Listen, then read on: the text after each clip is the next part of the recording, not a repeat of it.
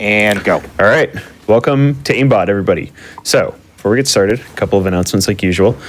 Summer Games Done Quick. It's coming up. It's June 26th to July 3rd.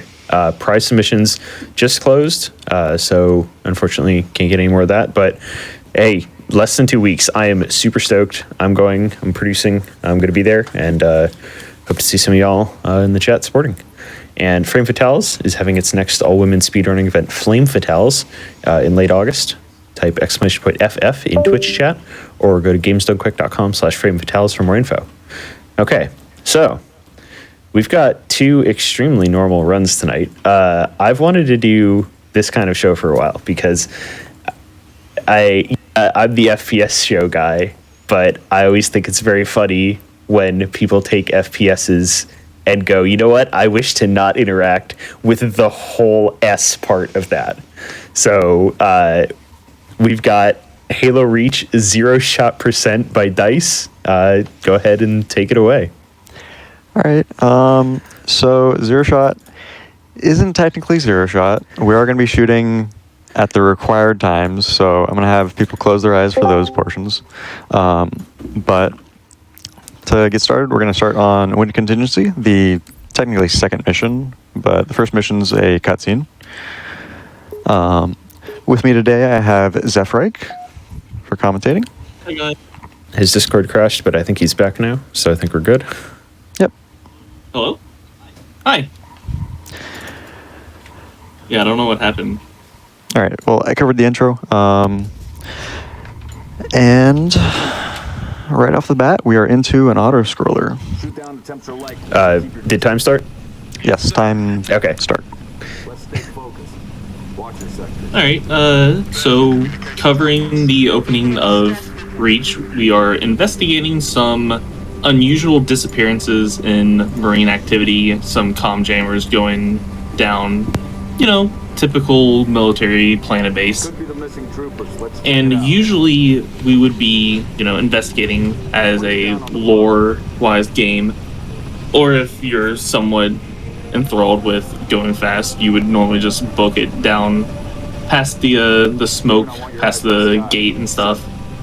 But instead, with a speed run, we are actually going to be parkouring up a kind of a steep incline using the game's sprint function to slide up a kind of a sharp cliffside and onto a barrier that is actually down by the gate.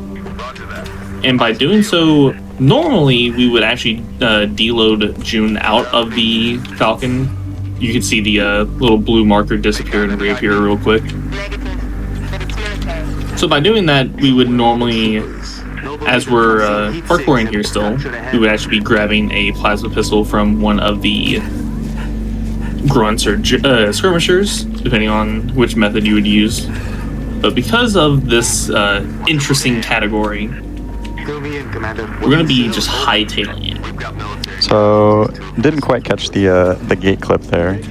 That was one of the not too recent discoveries, but we just spam crouch through there, and the game decides that we're a different size hitbox model. We can just slip right through there. It saves a few seconds, but the important part there was we got to go through the house and pick up 2 grenades. Since we're only going to be meleeing and grenading most enemies, those are going to be pretty valuable in a couple minutes here. And as you can see, the spear that's dropping off some enemies is actually the way the normal run would actually throwing grunts every which way. But that would be our normal method of getting out. With the deload of June, we would EMP a Falcon, flip it hopefully off of either the roof or in the little lake bed, and take it and use the spear to lodge yourself in to escape through one of the I would say it's a hard barrier, but because a gate or a spear could throw us through it, I would say it's a soft barrier. Basically skipping to the end. But now that we're free of the clutches of Noble Team, we're going to be just speed running, or speed driving, I should say, straight through everything, ignoring all enemies and actually going to the last outpost. Yep. So we're trying to find some Marines that are in trouble, and the game is kind of dynamic. The first location that you visit never has the Marines at it, so we want to go all the way around to the far side first, and then come back here. Because if we finish, or if we rescue the Marines here, okay, my nade's exploded. Oh no. If we rescue them here, the Falcon that picks us up later has a shorter flight path. So it looked like I took a very long path to get here, but it's actually a bit necessary. Any other nades around? You got two. Yeah. So with these spirits that are dropping in, they're going to be 2 groups of 4 grunts and then a marine or a elite on each side. So there's the 7 total grunts and the elite already dead. And we're just going to be running around looking for more plasma grenades to make the kill quota a little faster to kill.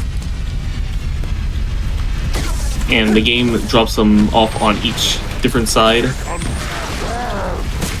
So this side has the 3 grunts and the elite, while the other side had the 3 grunts and the elite the last round. And once again, just running around punching things. Now we're actually going to be waiting for the spirit to fly off before the Where did OK this guy sign come from? goes off. I don't know if that would be It's problematic. I don't think so. I don't think so. Spirit has to fly out before June's like, alright, I can land now. There's not a single grunt alive. Funny thing with because we deloaded June, we actually the Falcon that we're getting picked up in is actually doesn't have any important pilots in it, so we could actually EMP it out of the sky to make it fall, 2 seconds faster with the threat of it flipping and getting soft lock. And George and Carter getting in, taking off. And now we're on to the second auto-scroller of the game. Doors locked. Mechanism's been flash fused. Can you beat it? I'll dial up my torch. So all the difficult tricks that were mentioned about like EMPing the Falcon, there's a few difficult tricks in this category, but the any percent has a few more that are kind of intimidating to get into immediately. So I really like this category as like a chill speed run. It's very good for learners, except for there's one mission that's kind of a pain. But yeah, most of the missions are really good to learn the mechanics, the sprint cycles, the nades, get a feel for jumping and shooting. LZ's a little hot, sir. So we're landing at the outpost now, and all we have to do is take out these 9 fodder, the grunts and jackals, and I'm going to use basically all of my nades. I'm going to try and keep a couple. Alright, that was a pretty good clear. How we doing, Cat? I'm going to come in here to get another nade. About halfway through the door. And hopefully I get to this in time. I like to drive this forklift up to the door to block it, so that when enemies jump out of the spirit that's coming in, they don't run inside.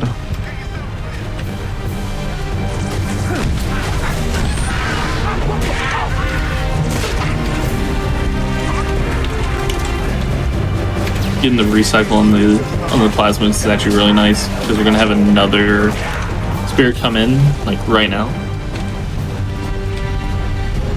and we're actually gonna have one final spirit come in, but not gonna be part of the quota here. So we're just gonna kill everything in this one, and then hopefully by the time we're finishing killing everything, the Cat's gonna be done hacking into the door to close it to save us from these relentless enemies. More aliens on approach. Just about there. We're in. Alright, hopefully the noble team cooperates and everybody gets inside quick. Emil is actually losing me time.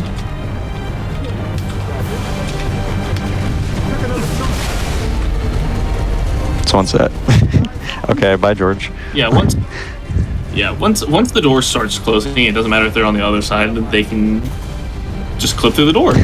You know, as one does.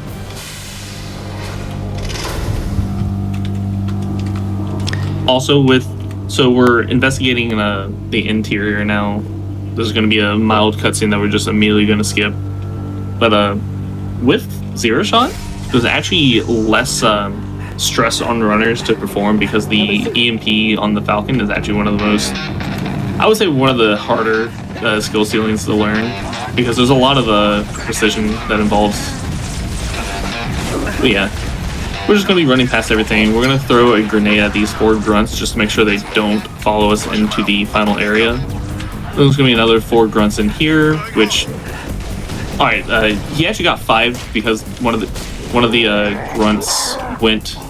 died to his... Oh no.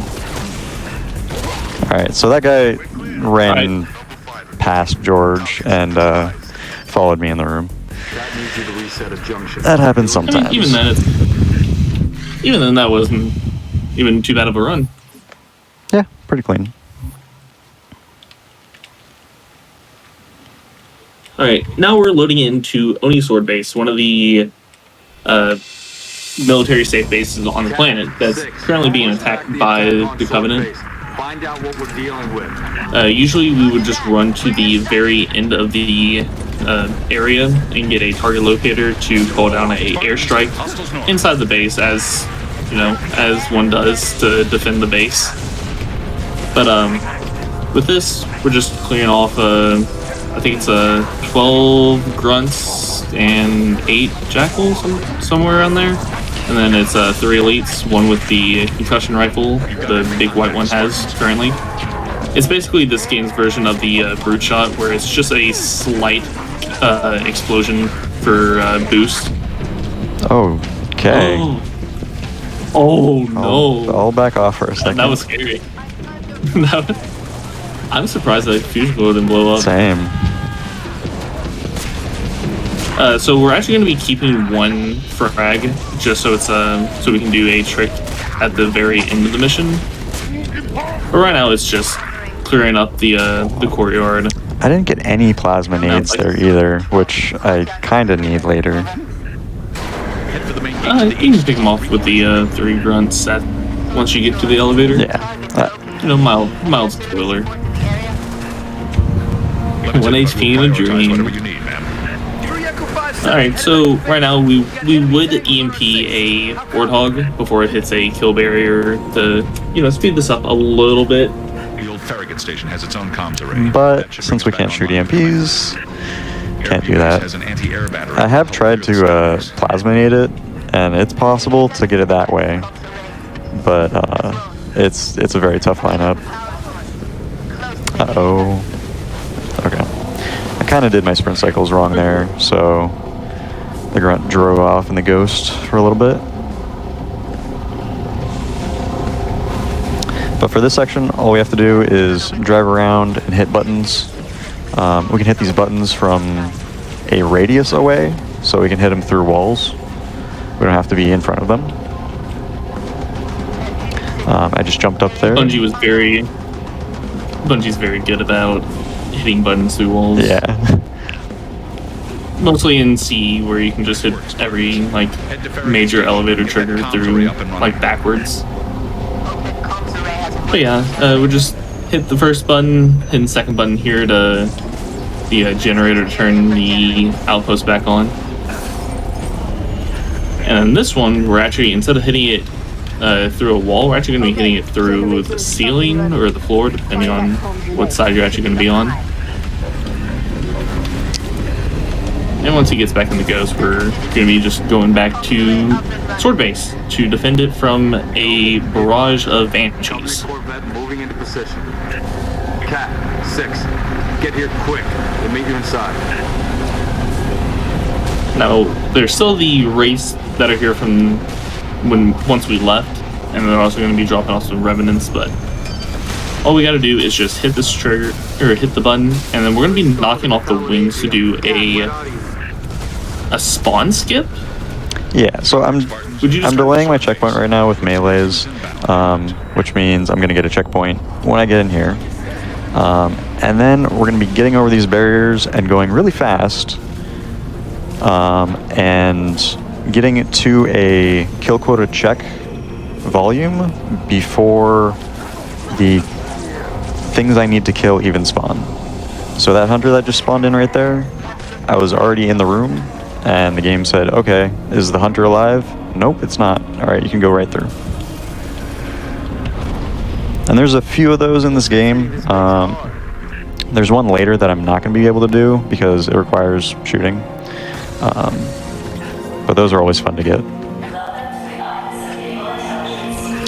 These are the 3 grunts that could potentially give us a plasma grenade. Nothing. But, you know, when does the game ever give you what you need? Yeah. So, once again, we're just going to be parkouring up the side of this building. Or out. Parkouring inside the building. We're going to try and grab as many Marines as we can, and then we're going to nade jump with our 1 saving frag up to the very top. Now, this is the end of the mission in a normal sense, but the issue is because we can't really shoot, we're kind of limited by our AI friends to do the job for us. I can punch the Phantom a little bit. But I do want a plasma nade here. Okay, I don't get anything. So if I plasma nade the Phantom, the turrets on the side will fall off, and my Marines, my Marines and Emil like to shoot at the turrets rather than at the Phantom, and they tend to miss a lot. So yeah, not getting any plasma nade, like a single plasma nade this entire mission, is kind of a big bummer. Okay. Alright, well, we got 1 Banshee. Alright, Emil's popping off, and 1 Banshee is having a bad week. But hopefully these Marines start shooting at the... Alright. Alright, these guys are teleporting now. This is not how this game works. But, so the Marines can shoot at the Phantom, and Emil likes to shoot at Banshees more. So it kind of balances out, but at the same time, we kind of need them to shoot more than just once. Yeah, I think they shot once. But this is still a pretty decent time.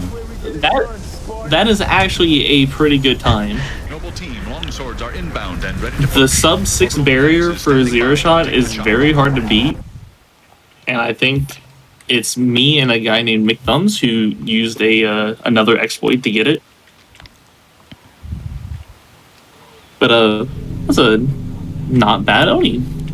And now on to Nightfall, where we're trying to be all sneaky and stuff. So killing things is pretty optional. So we're actually just going to be running past literally everything. Missing that nade jump means I also screwed up my sprint cycle. It's fine. Gives me more time to explain stuff, like slide jumps, nade boost, and little wacky grenade jumps. Negative, too small, and you're not in the dark zone yet. Engage at your own discretion, but keep moving. So this mission is almost exactly like a regular playthrough on any percent. There's only one part that we would normally shoot at, and it's right here to get the Gouda's attention. We can get slapped by him and save 2 to 3 seconds on a good day.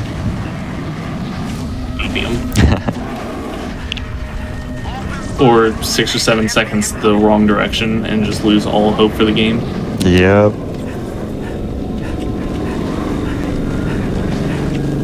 Nice. I'm getting some decent slide jumps here. And a melee boost on the MOA. So while the Moas aren't actually enemies, the game still treats them as such, so we can actually lunge towards them to get a nice boost. Another grenade jump there. Like we said, this mission is all sprint cycles to get to where we need to go. Now there is a trick coming up that a total of 3 runners have actually done a decent job at it. Oh. Alright, so June spawned early. I can still do it though. Okay, clear. Let's move. Made sure I got a checkpoint for this. Yeah. Look out! And away we go. So, APL. Oh. Cope? No cope. Alright. Alright, so APL, the armor lock pressure launch. By forcing June out of his script of walking to the edge and surveying the scene, we punch to break the script and then use armor lock on top of his head to force him just ever so slightly into the ground, forcing the script to resume as we get into position. And it shoots us forward at a very high speed to the point that we can actually clear that gap.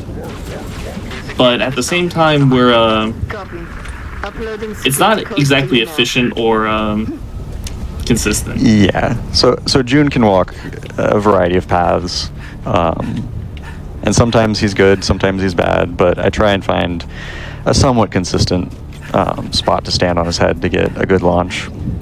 But that trick can either launch you into a wall, or it can launch you to the forklift, or it can launch you over the forklift and over the gate, which we use the forklift to clip through. Since we clip through that with the forklift, none of these enemies spawn, and we just have a free run straight to the end. But yeah, I like to showcase that trick just because I didn't discover it, but I was the one that implemented it for that IO. Now, on the tots. So at the end of Nightfall, we actually discovered that the Covenant have a secret, like, spire that is being held within a barrier. So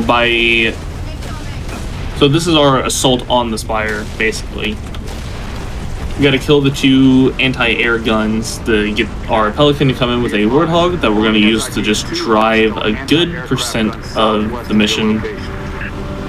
This is actually more of a driving mission than it is most combat. Because all we have to do is just come in here to the big AA gun that's stopping our frigates from coming in. We're just gonna walk in and just throw a grenade right into the core. See, the Covenant is a lot like the Empire in Star Wars, where there's just one big spot that's just the weak spot, and no one seems to actually cover it up with more than 2x4s.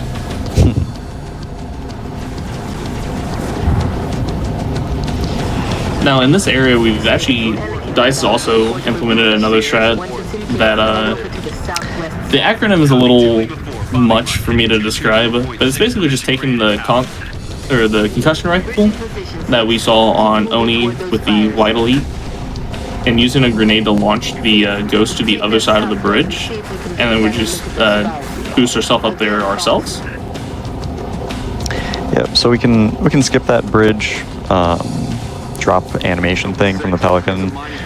There's also another way that you can just use a single grenade. Oh no! Where's my checkpoint? Okay. Uh-oh. Alright, that's not too bad.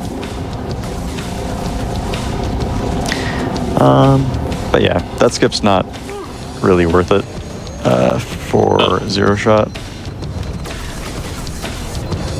Gotta wait for my shield. Wait for our shield. Yep. And that was way too early.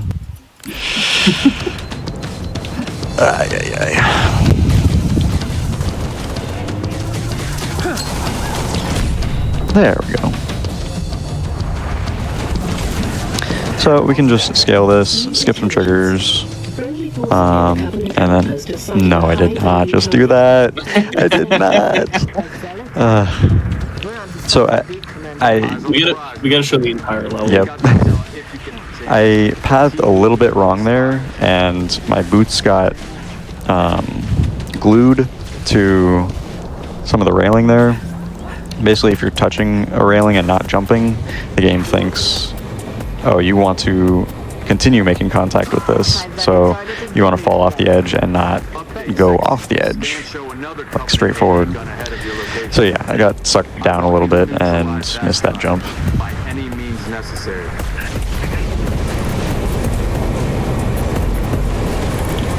Now we're coming up to the second AA gun, which is the final firefight area of this aisle. So once again, we're just going to walk in here, throw a grenade to blow up the core, and then we got 2 hunters that absolutely have to die. So we're going to throw a couple grenades at them to make sure they hopefully die in the explosion. Because that's probably the best way to take them out. I'm very afraid of that Wraith, because it can just tap me and instantly kill me. Yeah, Wraiths are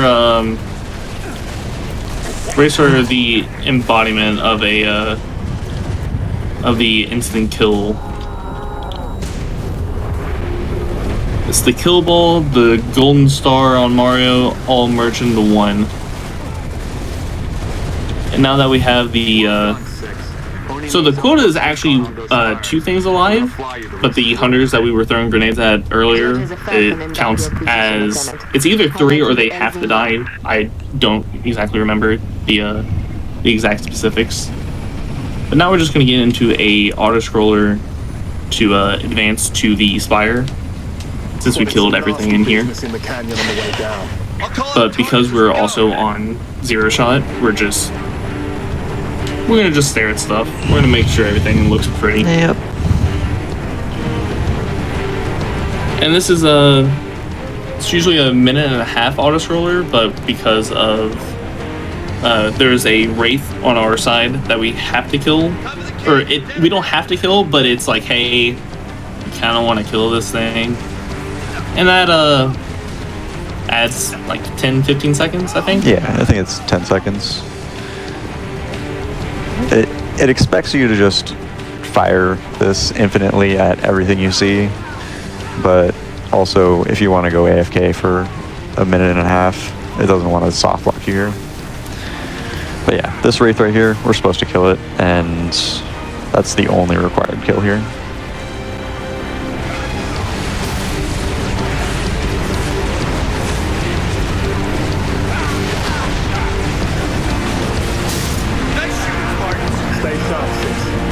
Nice shooting, Spartans. Great job.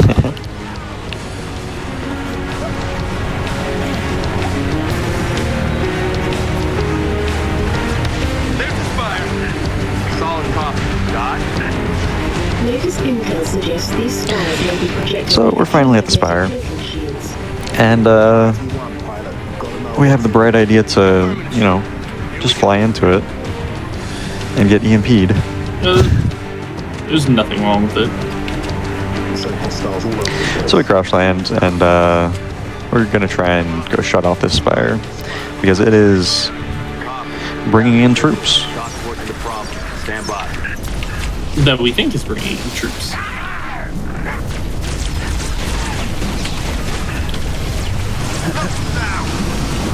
Bob? No Bob. Right. Rage. So Bob is a special elite that sometimes spawns, and he spawns with a fuel rod gun there, right in the path, and that can kind of throw you off, spin you around, lose you 10, nah, maybe not 10 seconds, but quite Probably like annoying. 5. It's more mentally taxing than it is annoying. Yeah. Ooh. Good clear. Take back? Oh. Nope. Now, the longest night of solace. So once we took down the spire, the Grafton, the big frigate in the sky that was shooting endless waves at it, kind of gets glassed. It got shot down by a very big Corvette in the sky, and we need to now go into space ourselves because Noble 6, the character that we're playing, is a jack of all trades. He's everything. He is Master Chief's son from the Halo series. So on our way up, we're going to be fighting through to the launch site, and this is where the next kill quota skip is. So we're gonna have a drop pod show up right to our left there, and normally we would just shoot them with the plasma pistol overcharge and a headshot by the pistol that we have. But right now we're just gonna be clearing everything, which isn't too bad unless the grunts decide to hide their Jackal. hide themselves. Jackal decided to just chill out.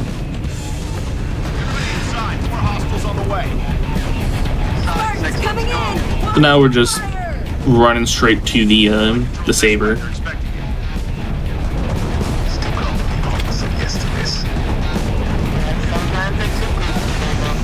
Now this is the absolute longest mission in the run. Yeah, we're about to. For a number of reasons. We're about to double the gameplay time just on this one mission.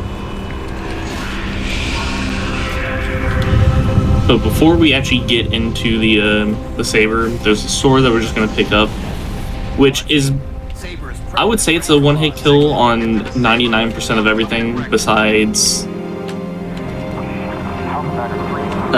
the chieftain, the general, or does it kill Bob in one shot? I don't think so. Affirmative, Noble 5. Yeah. Welcome to Operation Uppercut. I'll be your Yeah. So any of the big three. Understood, Colonel. Noble But 6, these sabers have been customized so for orbital defense. these are new sabers, unlike the other sabers from any other game that doesn't appear in. And they're like, hey, so this is because we're in a new vehicle that we've never done before. We're gonna teach you how to drive it because it is completely unlike any other vehicle in the game. So you steer with your mouse, like every other vehicle, WASD, like every vehicle, and you have a boost. But now we can't shoot, so we're going to be stuck here waiting for the Savannah, the big frigate. Is it a frigate? I don't know. The big ship, the dock, and be like, hey, now we're good to go. And you can see the Savannah plastered on the side of there. Yeah. The indicated from any other ship in the series. So this is the Savannah. It has turrets on it. It's going to load up with ammo. There's also Anchor 9 here that has turrets in the front. We don't get any help for the first two waves from those turrets. But on the third wave of enemies, we do get a little bit of help. But this is where the fun begins for some people. Okay, lost 2 Marines already. Didn't need them. Not like they would do anything to us. So I'm gonna. Oh, and Go ahead. oh, one last thing before things spawn. Anchor 9 is actually designed as 117. You know, the Master Chief number. I think I'm too low for this. Shucks. All right. Oh, it's too far forward for that So we're one. just gonna be, But we're just gonna be splattering things and hopefully clipping into them at the right angle, because this game does like to say, hey, you haven't actually killed enough, or you need to hit it at the right angle with enough speed, or you're just going to be giving them shoulder bumps the entire time, which is an actual pain. My least favorite part of the entire run. so far, it's been going good though. This is an extremely good. Kind of like that. Yep, right on cue. All right. Easy way is just to roll into them. I think there's a total of 12 Banshees, something like that. But we still have 2 more waves to go through, and it's wave 2 isn't as bad as wave 3, but DICE has figured out a way that so the next wave is going to be the Seraphs, one of the fighter class spaceships that the Covenant uses, famous in the Halo 2 level Arbiter, or Oracle rather. And we're going to corral them into Savannah. Savannah. We'll get to that in, I don't know, maybe a minute. Hopefully a minute. All right, finally got markers, which means there's only 3 alive.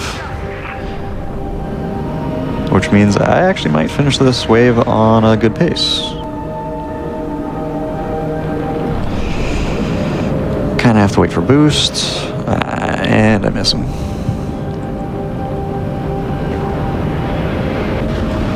All right. That was a decent clear. It can go faster, but I generally like to have around a 6-minute spawn for these guys. So these are the Seraphs, and I'm gonna try and scare them into Savannah because they kind of don't path around Savannah. They can just fly right through it, and since, you know, Savannah's solid, they die instantly.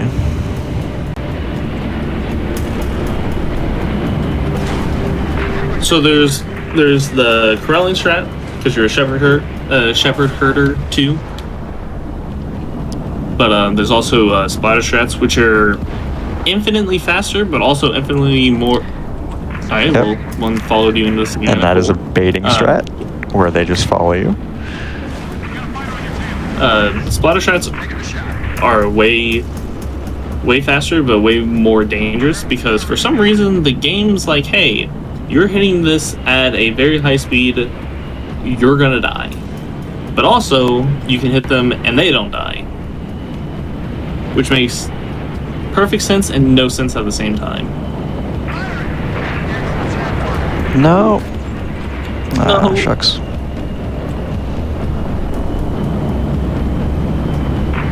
And if you do miss corralling strats, it's a little more tedious to get them back on track to die. No way. Oh, I just went right through. Or they could just do that.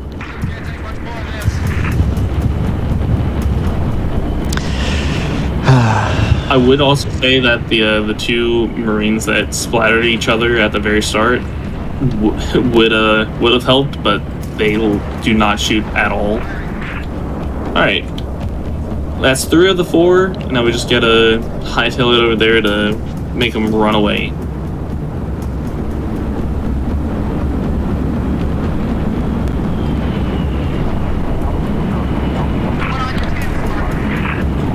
I don't know where I'm going. Alright. Easy does it. Take a left. No. Ah, shucks. Yeah, I should have boosted sooner. I thought he was on course. It is a very mentally draining time because we have no idea how these things actually react to anything. All we know is that they want to avoid any crashing surfaces like Anchor 9 or other random debris, but they don't, for some reason they don't react to Savannah being like that.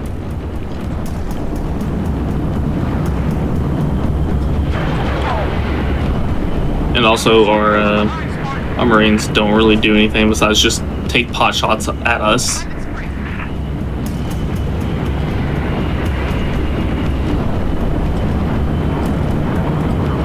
You can do it. Yay. Yeah. All right. Noble 6 in the books. Combat Air Patrol and Saber teams are directed to engage and defend the station. Is there any place the Alright, so on to wave 3. We do have Anchor 9 to help us shoot things. My lineup is actually kind of good this time. I get 3 kills off the bat. I like it high.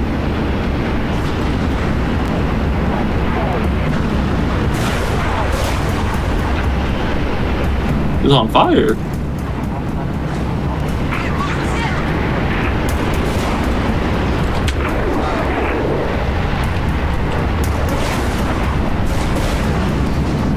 So with Anchor 9 helping us, we actually do kill these a lot faster.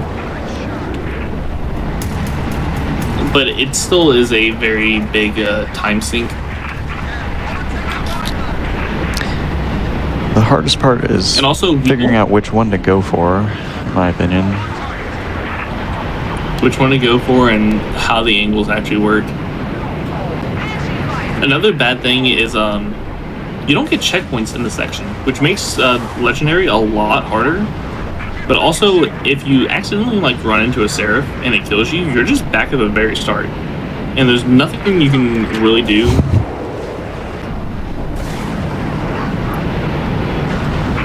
But once we kill enough things, we're gonna have the big guns, a couple 6 Phantoms, I think. 5 or 6. Yes, 6 sounds right, or 7. I don't know. And if we don't play this game, I only get paid to shoot at stuff. I don't get paid to count. But we're gonna have the Phantom spawn in, and we one of our runners, Alis, actually discovered that once the Phantoms get into range, you can actually just lightly tap them, and it'll cause them to spin around, which the barrier that prevents Anchor 9 from damaging them to be facing the wrong way. So Anchor 9 just blows them up almost immediately because, you know, big guns shoot fast, do damage. So the Phantoms have spawned in. I still want to take out a few of the Banshees that are around so that Anchor 9 has less targets to shoot at.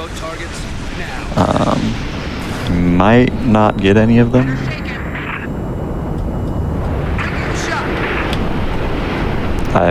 Another great thing about LNOS is you start getting a shot, your screen just blows up because you can't see anything. Damage control teams at the ready. Phantom torpedoes. Anchor 9's already focusing one of them. Yes, they are. That's pretty lucky. World record pace, by the way. So, like I was saying, we're just gonna barely nudge them and hopefully spin them around in the right direction. So you see that little force field a couple feet in front of them? It's moving forward still, so I'm not getting the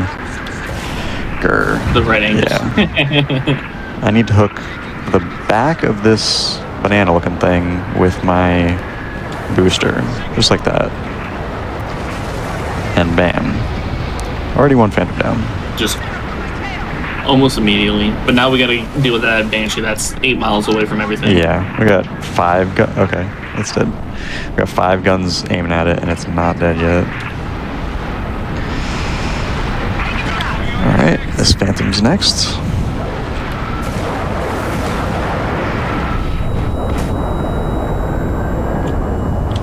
So yeah, just a quick nudge.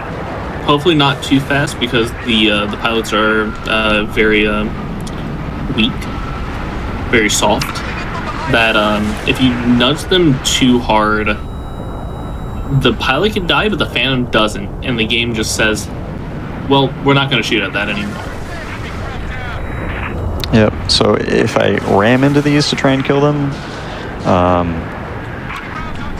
the game kind of bugs out, and then we have to wait for a soft block timer to end, where everything just despawns, and we can dock at Anchor 9. And doing it this way saves, I want to say up to 2 minutes, but it might not be that much. Might be a minute and a half or something. Depends on how cooperative Anchor 9 is.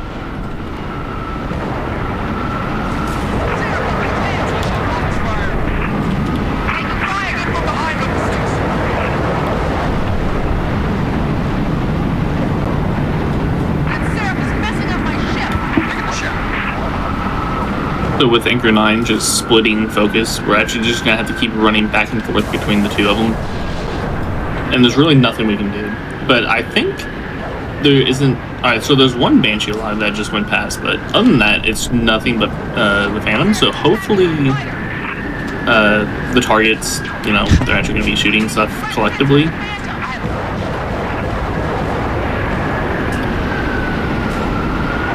I can't seem to clip it. Gonna go try and move this one again while that one settles out.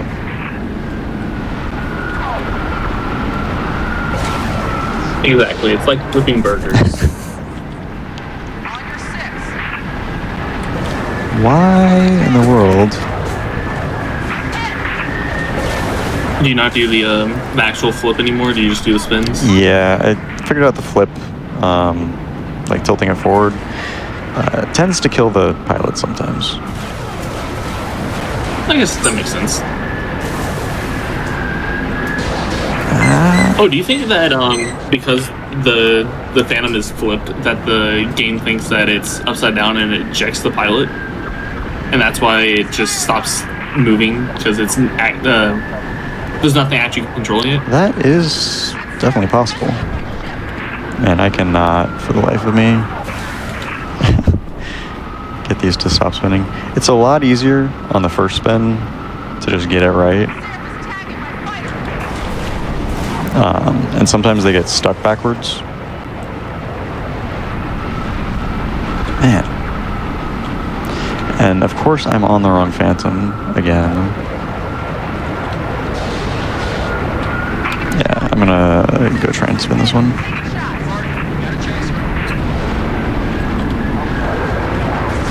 Do you ever wind up hitting the soft lock timer? Just never mind. Right now. The soft lock timer. Right now. Yep. Never mind.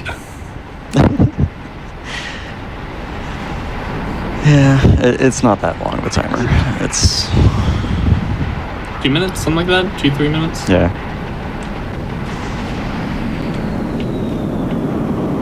Anchor 9er to UNSC ships. All targets neutralized. Bravo 029er, you are Just a cleared to little, dock. Activating marker. A little bad with my spins. Calling to Bravo 029er. Noble 5, you ready to go? It's fine. Affirmative, Colonel. I'm out. All right, now everyone close your eyes. This is the part that you shouldn't see. We're definitely not shooting here. Saber team, sound off. Echo 1, all systems nominal. Echo 2, good to go. Echo 3, systems good. Echo 4, all systems online.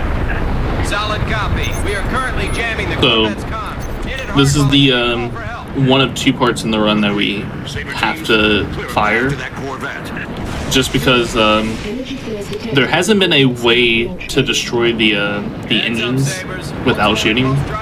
Savannah won't shoot at it, and our Marines won't shoot either. Where are the reinforcements coming from? I thought the And target you kind of can't run into something without dying. back from patrol, Echo 2. Don't let any of them get away, Sabers. Kill them before they bug out and warn that super carrier what we're up to. And But now we have, instead of Anchor 9, we have Savannah, where big guns do big damage, big fast, yes. So now we're just going to be trying to splatter these Banshees so the Savannah will focus on the Seraphs, because the Seraphs are the scary part of splatter strats.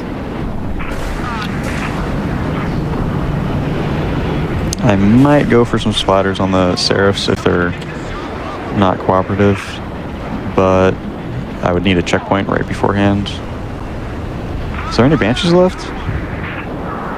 I don't think so. That's good. So now we're just going to try and... this is actually the legendary strat for the mission, because Savannah actually does more damage than us anyway. So we're actually just going to try and pull as much as we can to Savannah to make Savannah shoot. And if I get lucky, the Seraphs will chase me through Savannah and just splatter against Savannah.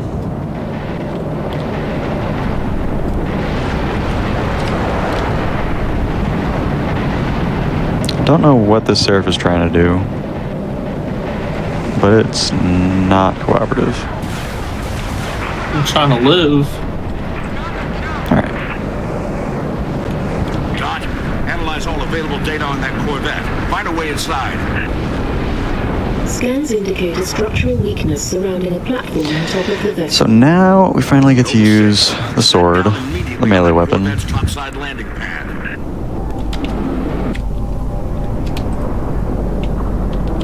Noble 6, the Savannah's countermeasures won't Soon. work forever. Find a way inside and permanently disable that cruiser's communications. As soon as we're sure the Corvette can't squawk, I didn't get any plasmas there, which is kind of bad. I do need a plasma grenade for the next room because there's a flying enemy that gives everyone overshields. So hopefully I get one in this hallway. There it is. I just have to hit it. Now I just have to hit it. And as Cortana always said, what if you miss? Yeah, once again, just clearing off everything. Sword for the elites, normal melees for the grunts. Save as much ammo as we can because we have one final area of lots of elites in the bridge room. Is there any gun that's particularly better to melee with than the others? No. Spike? Wait, does Reach have spikers? No. I don't think it has any melee bonuses. I think Reach was pretty balanced all around, but I do just pick it up because I'm giving the Marines those weapons. Actually, I should have kept it because there's a button later that sometimes has that plasma gun on it, and if I am holding that gun, it doesn't ask to swap it. It'll just default to the button press. But I do like picking up the pistol just because it doesn't take up room on my screen. Yeah, I was wondering if there was some, like, you know, certain guns have a faster melee or, you know, a stronger melee. Like, I'm surprised by the look of it that, like, the rocket launcher doesn't have the strong melee, because you're just beating him with, like, a, you know, big old tube. Yeah. There are some guns in other Halo games, like Halo 3 has the Spiker and the Brute Shot, which has a big blade on both of them. But so we just cleared off Almost forgot. the bridge. We are now pulling the Corvette into the supercarrier that is currently raining down fire on Reach. And we're like, all right, we got this set up. We got a bomb in the hangar, which was the first button that we pressed in the anti-gravity room. So now we're gonna go back. We're gonna defend the Pelican that has the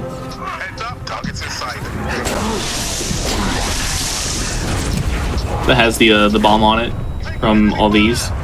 We actually didn't cover that there was a bomb in the first room just because you immediately backsmacked it without too much issue. Yeah, I got kind of lucky, got the instant kill on him because I assassinated him. But he has extra shields, so he can take like 3 punches, I think. And he's an RNG spawn. Sometimes he's there, sometimes he's not. He could actually be in this very room. Spooky. But with him being in this room compared to the bridge, because he counts towards the quota for both rooms. In this one, you would have to kill everything that you normally would. But the quota for this room is actually just 1 enemy alive. Oh. Yeah, I missed one. You're fine. Didn't have my sword out, no big deal. It's fine.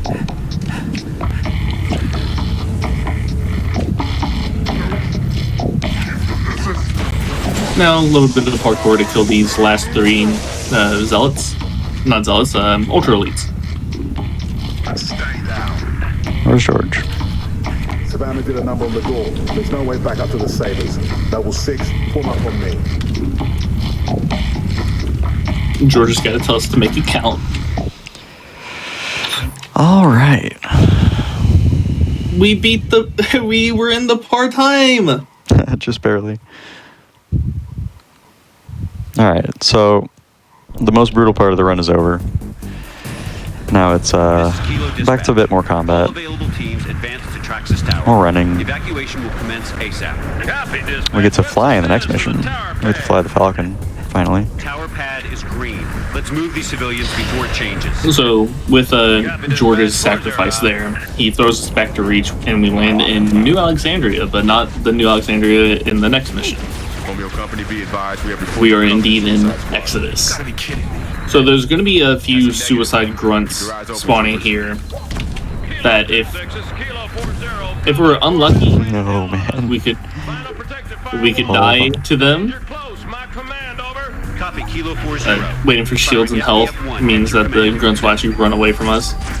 Yeah, since I can't shoot, I can't take out those grunts from range, and I have died there a couple times.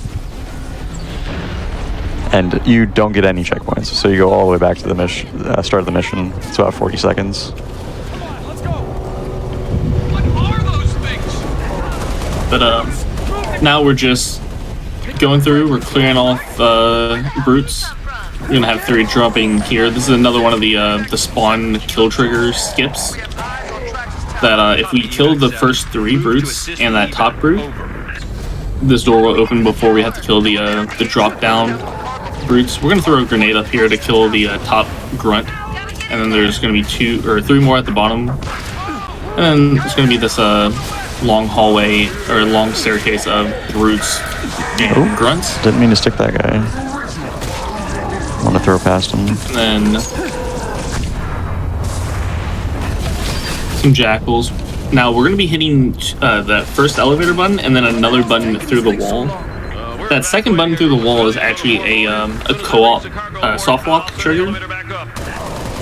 So it's like, hey, this button's already been pressed, so everyone's already in here. Let's teleport everyone in here. So now we're just clearing up the rest of the brutes that of course they jump down. Shooting him. 3 melees kills the brutes. Ooh, you missed some plasmas down there. Oh. Like up on this. Yeah. It's okay. I can make do with this. And minor stuff. The brutes down here might have dropped one. Maybe. Never lucky. Nothing. But you know. So this is where long teleport would happen. We would run and grab the sniper out on the top shelf over there. And we would have been sniping the enemies off of the Phantom, like the 2 brutes and the captain that has the hammer, like the one down here.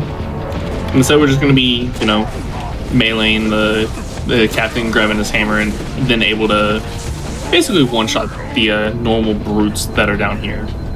Now, all we got to do is just run back up the top of the stairs and clear off the remaining brutes that dropped off the other Phantom that we weren't able to go around.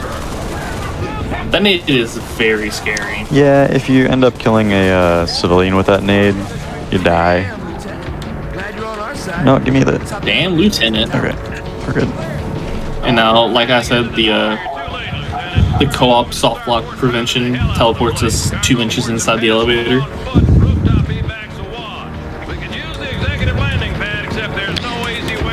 Co-op has a lot of cool tricks too. You can actually skip this entire fight sequence and Atrium. yeah, and just go straight into this elevator with a spawn bump. Other side of the hall there, Lieutenant. Now we're on to another movement area. So we're going to be running past all of our friendly orbital drop shock troopers, and we're going to be picking up another jetpack so we can join the Bulldogs. So we're going to be just clearing the this playground of shipping containers.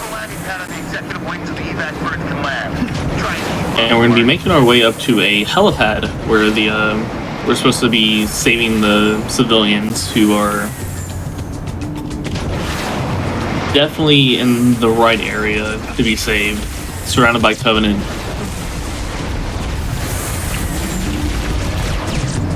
51 ammo, so you got like 10 swings, I think, 11?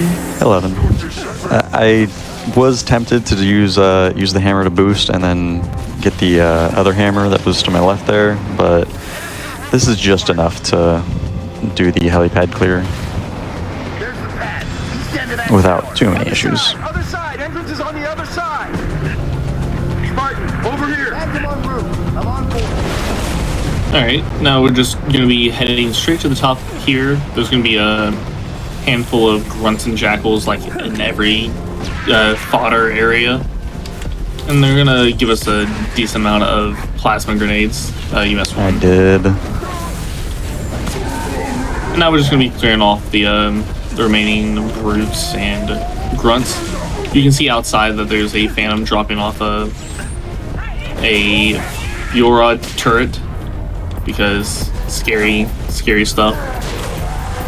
Those are part of the quota, and then there's going to be another outside. Seeing it on my radar. Yeah, I should have just meleeed him first.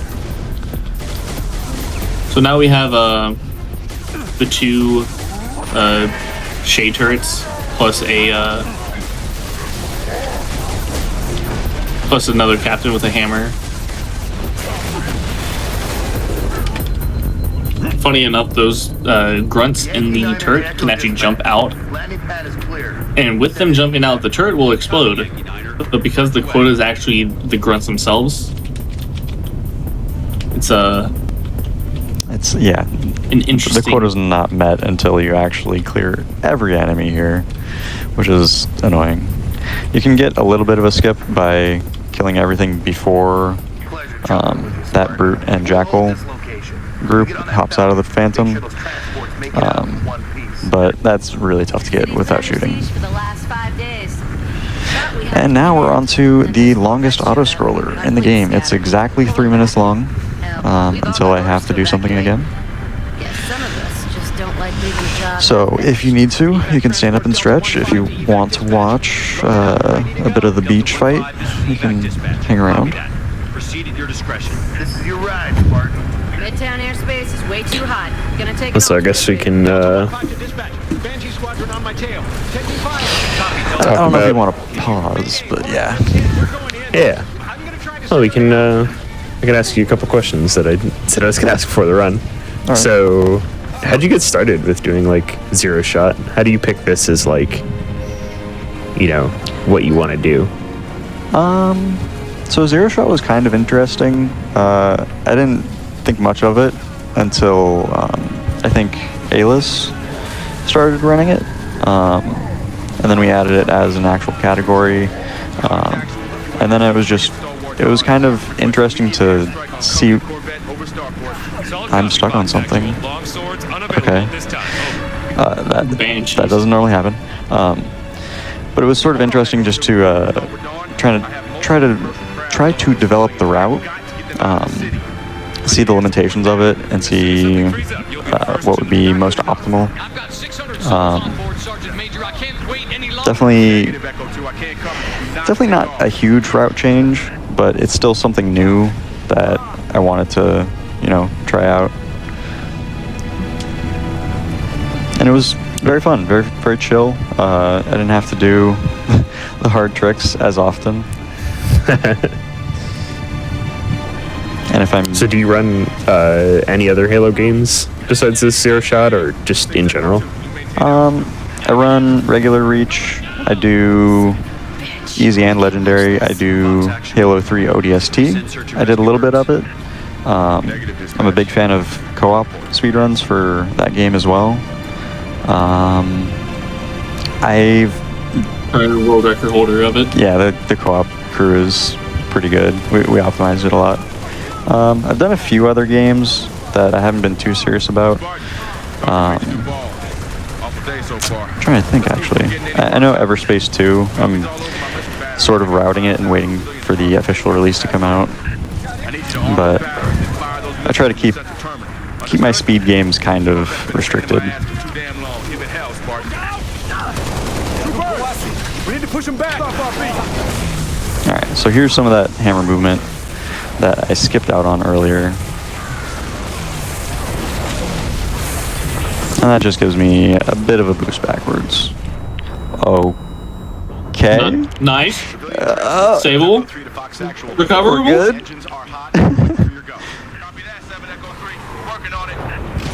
So with this area, there was that Wraith shot, so there is a Wraith in this area. There is 3 buttons we gotta press. We gotta press the 2 on the the Salvo guns, the AA guns, but for the UNSC this time. And then we gotta press the button to fire them into the Corvette that slip spaced onto Reach after we got done with the last mission in the cutscene. Get over to the East Complex, fire those missiles. Sergeant Major, the Cubbies are almost through my door. Oh yeah, so I actually had a question if you've got a second. Yep. That I don't know if you answered already or not. Do you just unbind fire to make this run easier for yourself to like not forget? I used to, but no, it's still bound to mouse 1. Okay. Yeah, and that's got to be stressful. It's kind of stressful, but just to use the explosive attack on the gravity hammer and the actual sword lunge, you need to press the fire key. So rebinding that somewhere else is more annoying than it being stressful. That's fair. So now that we're on NA, we're gonna be looking for a Banshee. Unfortunately, we didn't get any. Are you restarting the try? Yeah. All right. So he's doing an RNG minute, which is if you press a button during the load or the cutscene before skipping the cutscene, you'll actually get a different seed.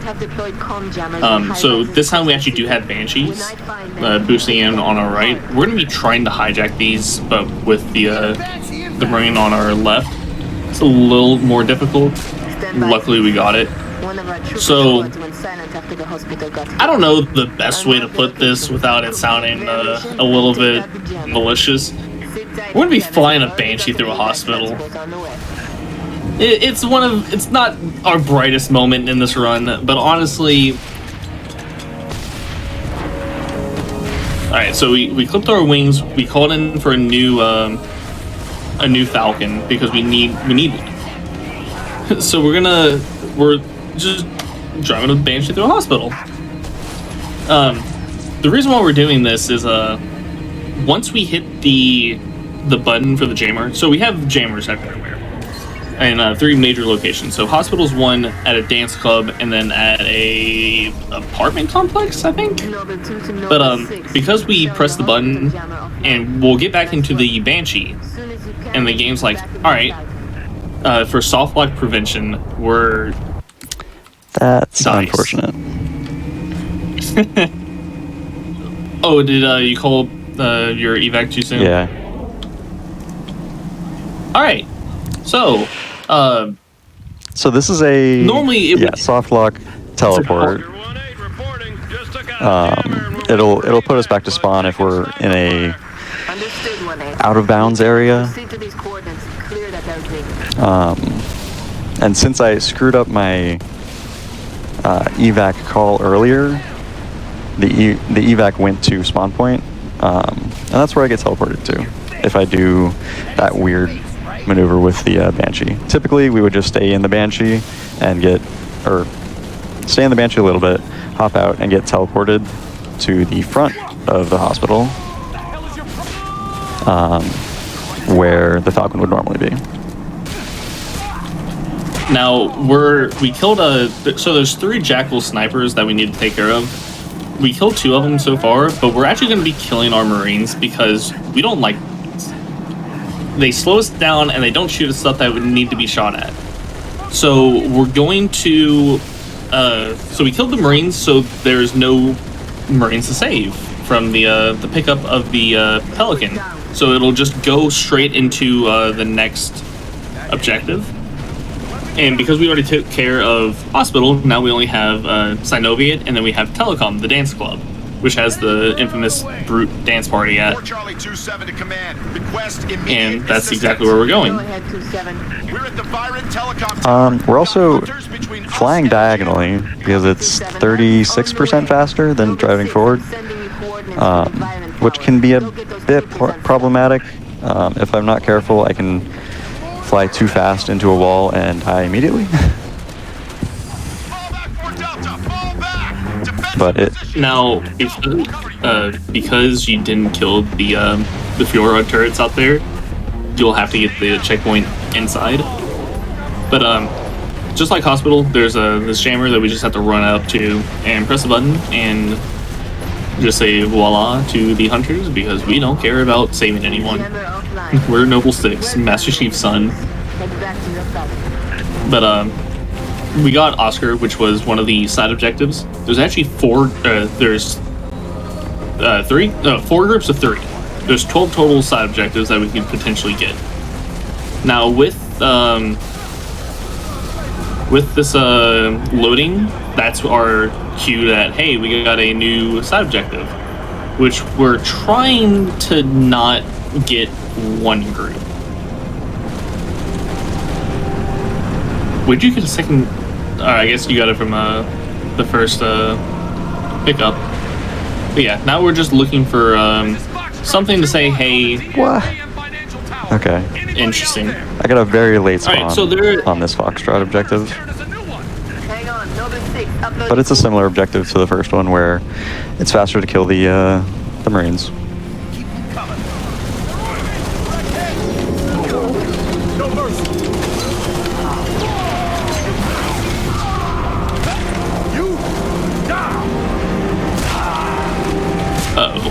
Uh-oh. Oh, never mind. Hunters kept aggro. Yeah. And just like that, Hunters despawn saying, hey, the subject is over. So now all we gotta do is just go to Sanobi, which is that big green marker. And we're just gonna fly up through the backside, just like the Death Star. Another Star Wars reference that I wasn't ready to make. Now, usually we would actually kill the captain to get the concussion gun, or concussion rifle, yet again. And he's pushing up because he knows that he wants to die. But this is the last objective. So all we gotta do is just sit here and wait for the elevator to open. And just like the other 3, we're gonna just get to the jammer, we're gonna press a button, and then we're gonna hightail it back.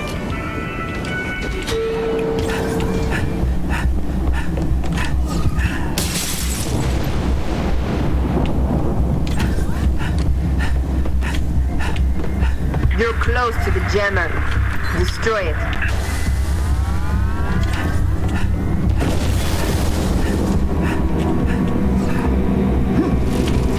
Didn't pick up the frag, can't do Nail's grenade jump.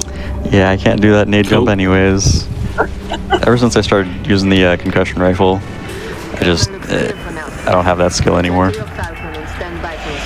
There's a small nade jump there that saves, I don't know, frames, less than half a second.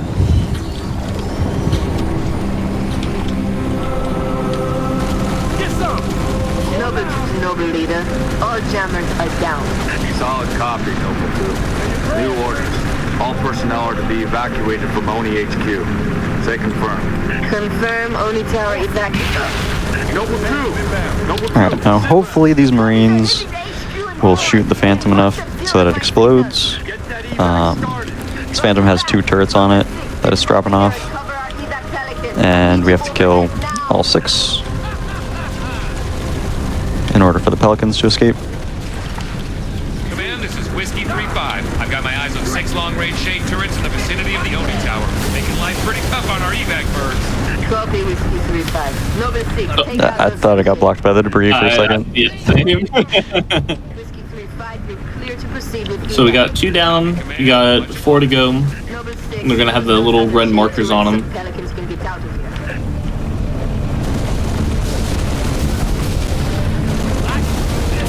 Support shape. Whiskey 3-7, we may proceed with evac. Solid copy, Command. Oh, I missed it. Noble 6, you've got to neutralize the remaining shapes for our evac. I can splatter that one, but I was a little too high.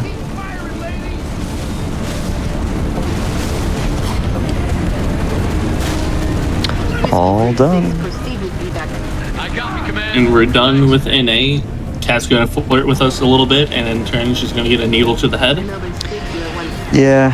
Completely canon. If you're not familiar with Reach, everyone dies. Well, nearly everyone dies. So this is where we say goodbye to Cat, unfortunately.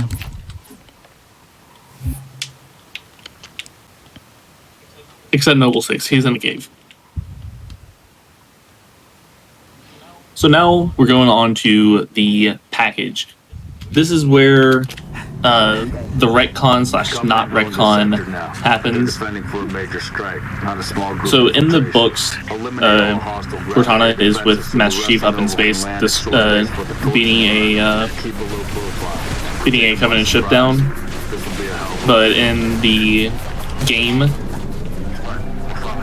Cortana is with Halsey trying to crack the code to learn where Halo is. In any case, we're going to be trying to find... Wait, what is it? Antidot is leading us towards a signal in Oni Sword Base? Sword Base, yeah.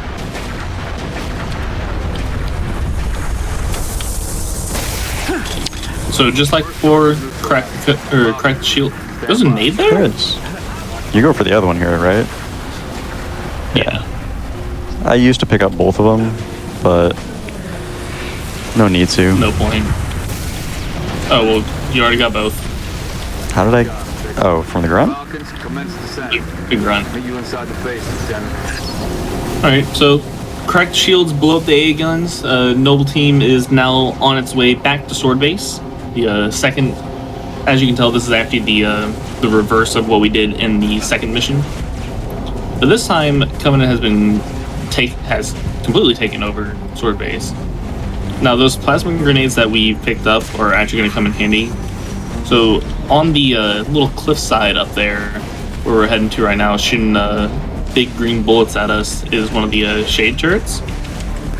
And the only way to really kill it is to throw a grenade and pray that uh-oh. Hold on. Yeah, so I didn't get +4 points on my score there. Oh, you actually saw that there was a grenade there. Yep. Team, Falcon group has landed. Hostiles engaged. Units working on getting the gate open. Really missing Ken about now. Uh-oh. Is he... This is... He's still up okay. There. Solve log prevention, copium? I don't know where my checkpoint was. Oh no. Oh no. So I'm gonna try and get one more nade from this guy. Don't punch me. I got 2 more nades. Okay.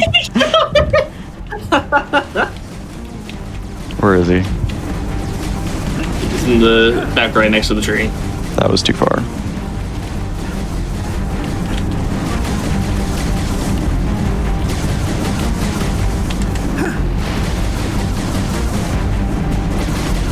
Okay. Yeah. I've never been so unlucky, but also lucky. I got so many nade jobs. Because that elite is like a 20% chance to drop a nade. Yeah, something like that. Alright, so doors open. We're gonna be just boosting past all these elite and stuff, because once again, we don't care about saving people. Now there's gonna be a frag here and a health pack, and we're just gonna be able to do another frag grenade boost up this maintenance shaft. If I was good. It's fine. It's showing more of the shaft. The maintenance shaft. Yeah, my sprint cycle was a bit off there, so my positioning was a bit too far forward before I started my sprint. But no big deal. It was a nice backup. And now we are at the hardest trick in the game. This is the make or break for any run, statue jump. So you gotta sprint and jump off that, and then jump again to make it through here. It's not that hard on easy, but if you get shot on legendary, you instantly lose all of your speed. Stack. Yeah, and you cannot make that jump. It happened. For some reason, Bungie and then later 343 has made it that if you get shot while sprinting, you start staggering in the air, even if you're even if you have shields too, which doesn't really make much sense. Noble team, there are 4 defense. But now we're just gonna go for a jetpack here. Once again, Bulldogs. and then we're going to be going for this Banshee. That hopefully, alright, so it notices us and it's going to slowly spin down. That's very low. Yeah, that's a bit bad.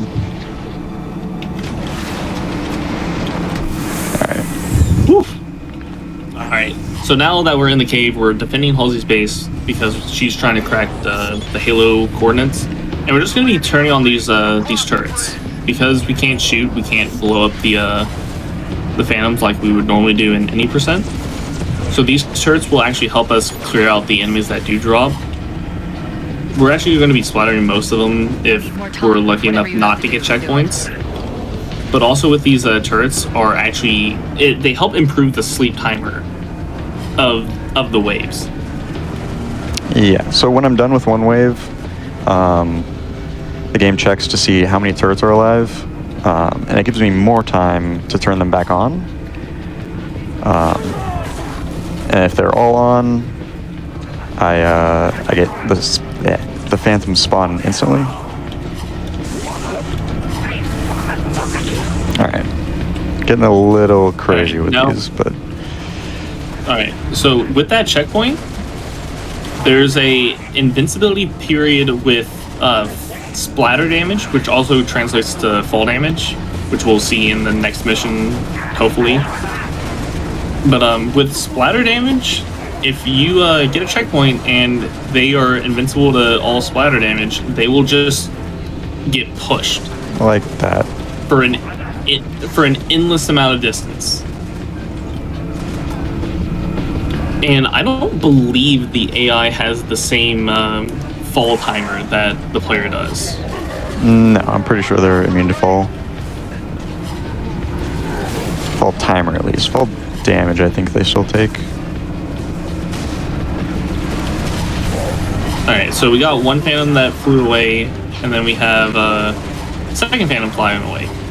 So now, once we clear off the rest of these enemies, we're just waiting for the this final Phantom to fly off. Oh. And hopefully one actually armor locked. So again, if I slam into him while he's armor locked, and I get EMP'd, you know what?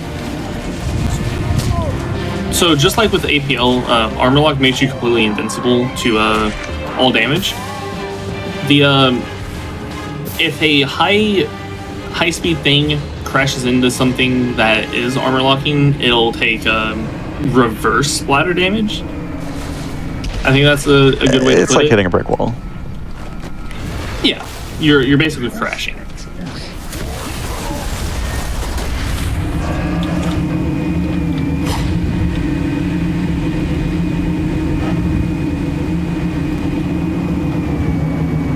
Hold on, Spartans. I'm getting close.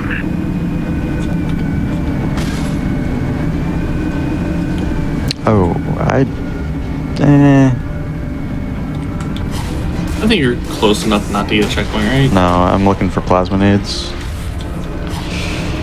Interesting. Because... Alright, so now we got...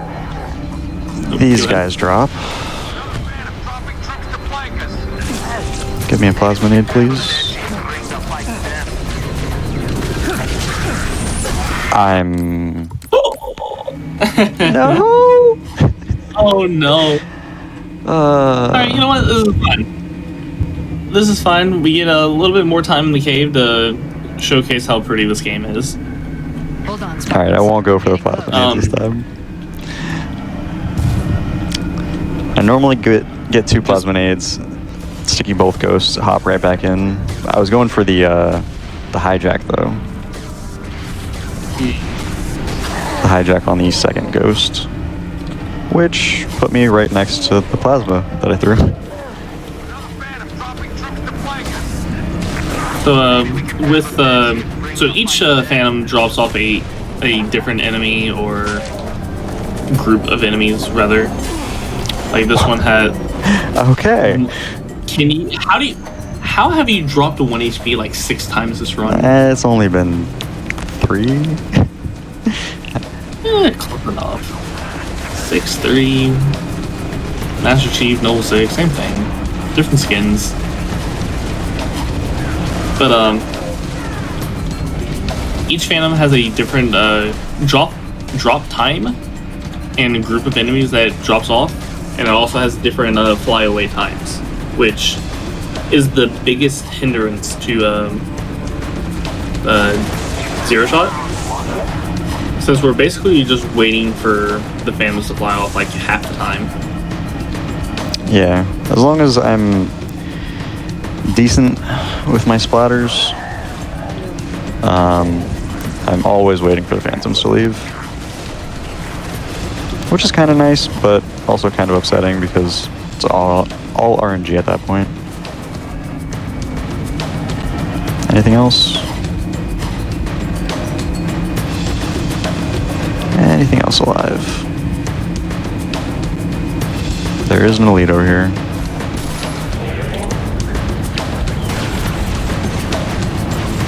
Oda is too.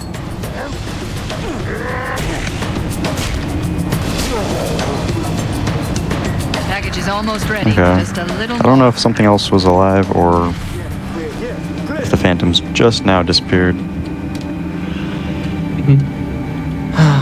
But this is the final wave. All I have to do is kill the enemies in this Phantom. And that'll be good to enter Halsey's lab. All competent. Get your defenses ready, 6.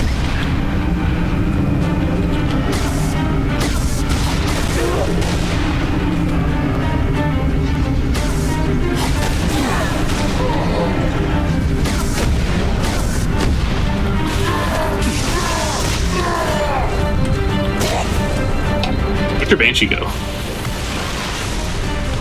I melee'd it away or something? I think the Sword Elite fucking Beybladed it. Yeah, or the Phantom knocked it with the turret. Got you. Well done, Spartans. I'm right. opening the laboratory door. How are your splits looking? I'm plus 330. That's not too bad considering LNOS. Yeah, LNOS was like 2 minutes of that.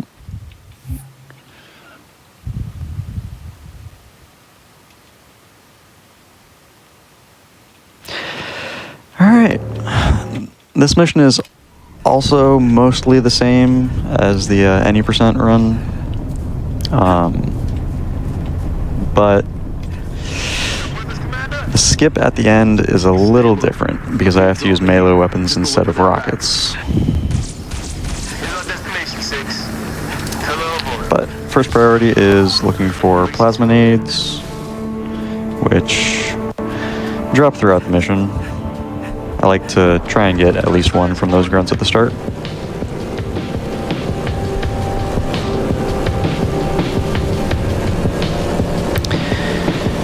But now we just get a chill drive all the way to the cave. This is sort of like the Warthog run of other Halo games, but it's not quite an escape sequence.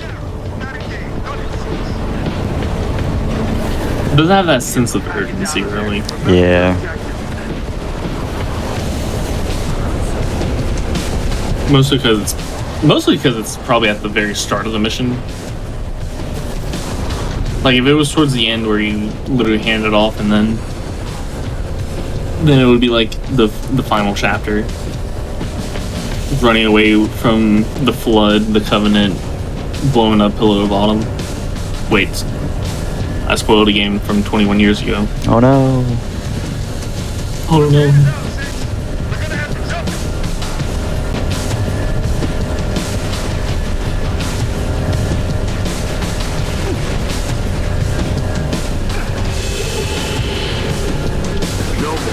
Enemy forces blocking the road ahead. Southeast side. Alright, hope. So once again, just flying through everything, ignoring these suicide grunts. And then, time to say goodbye to the commander. Unfortunately, we can't keep that goose, that mongoose that we were riding. It just despawns after this cutscene. So now we get some more sprinting.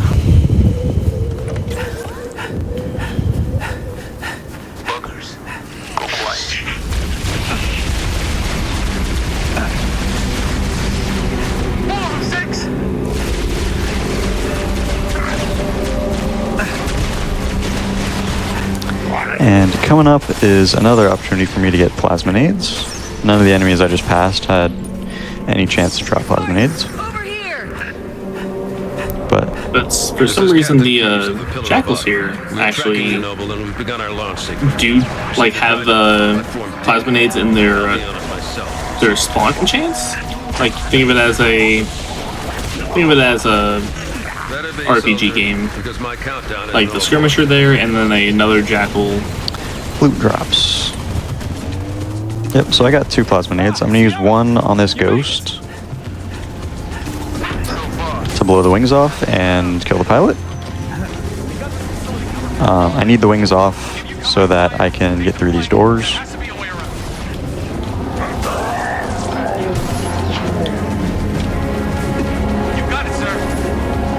Just like in every other Halo game, we're taking vehicles where they don't belong. And my wing got stuck in the ground.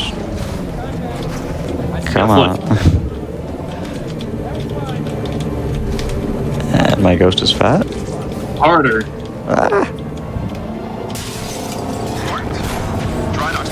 Alright, at least I got through that part without flipping.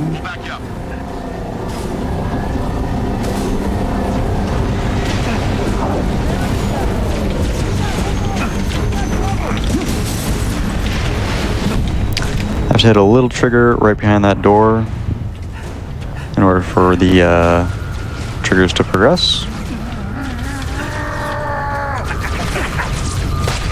Oh man. Now, once again, we're going to be picking up the sword. Not a lot of ammo, though. Yeah, 5 swings. That's more than I need. But I would like to have a lot more, just in case some other enemies survive.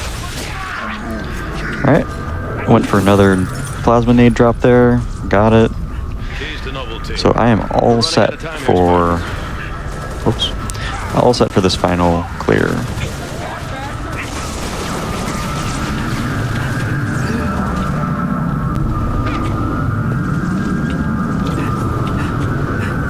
What's the situation?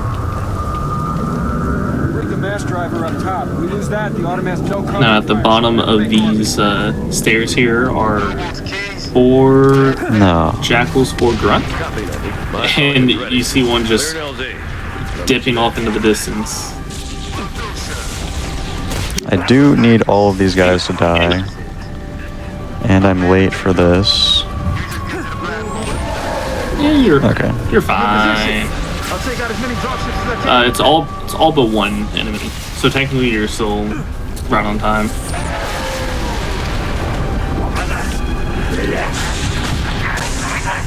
Plus it's being nice and running straight to you.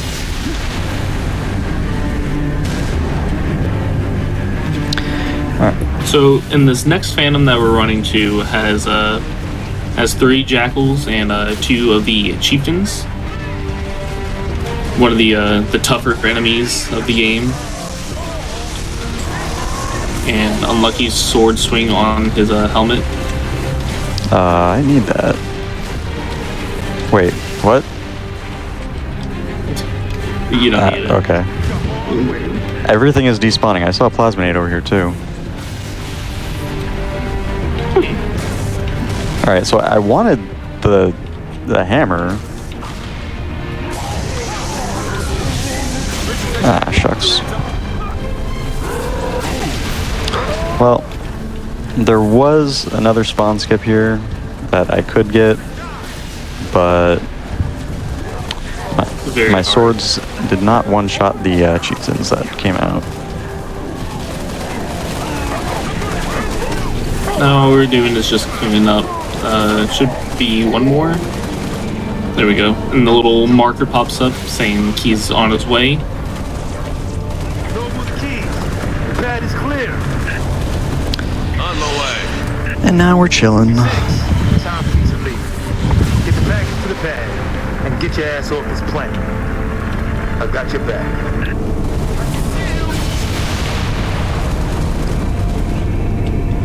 And there's our boy shooting off into the distance, saving us.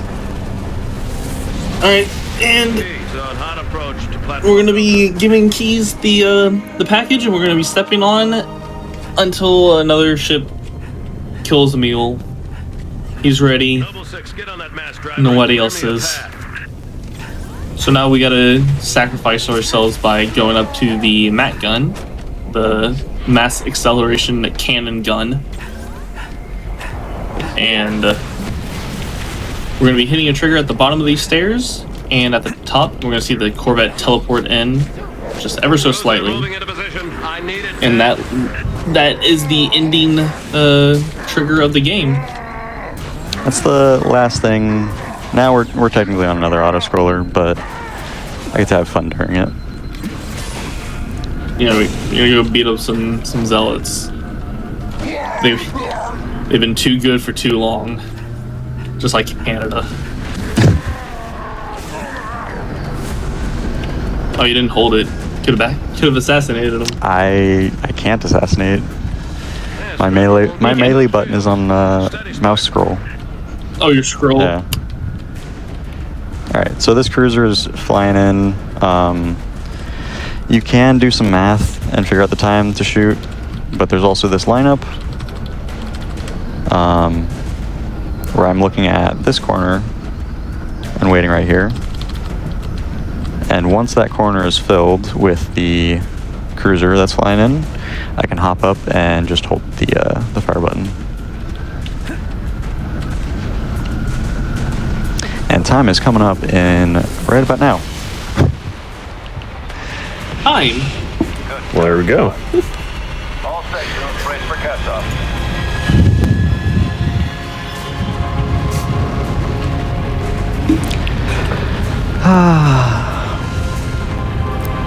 And I legitimately cannot believe that like this sort of run is possible. You know, when I was, oh, hang on, there we go. I don't know how it's happening. It's all right, don't worry about it. When I was looking up runs that I wanted to like showcase on this show, someone pointed out Zero Shot to me. I was like, I can't be real. Jeez. It's almost real, but yeah, it's impressive how far you can go and how much you can get done. Oh, hey, the clock is still on. Yep, I got it.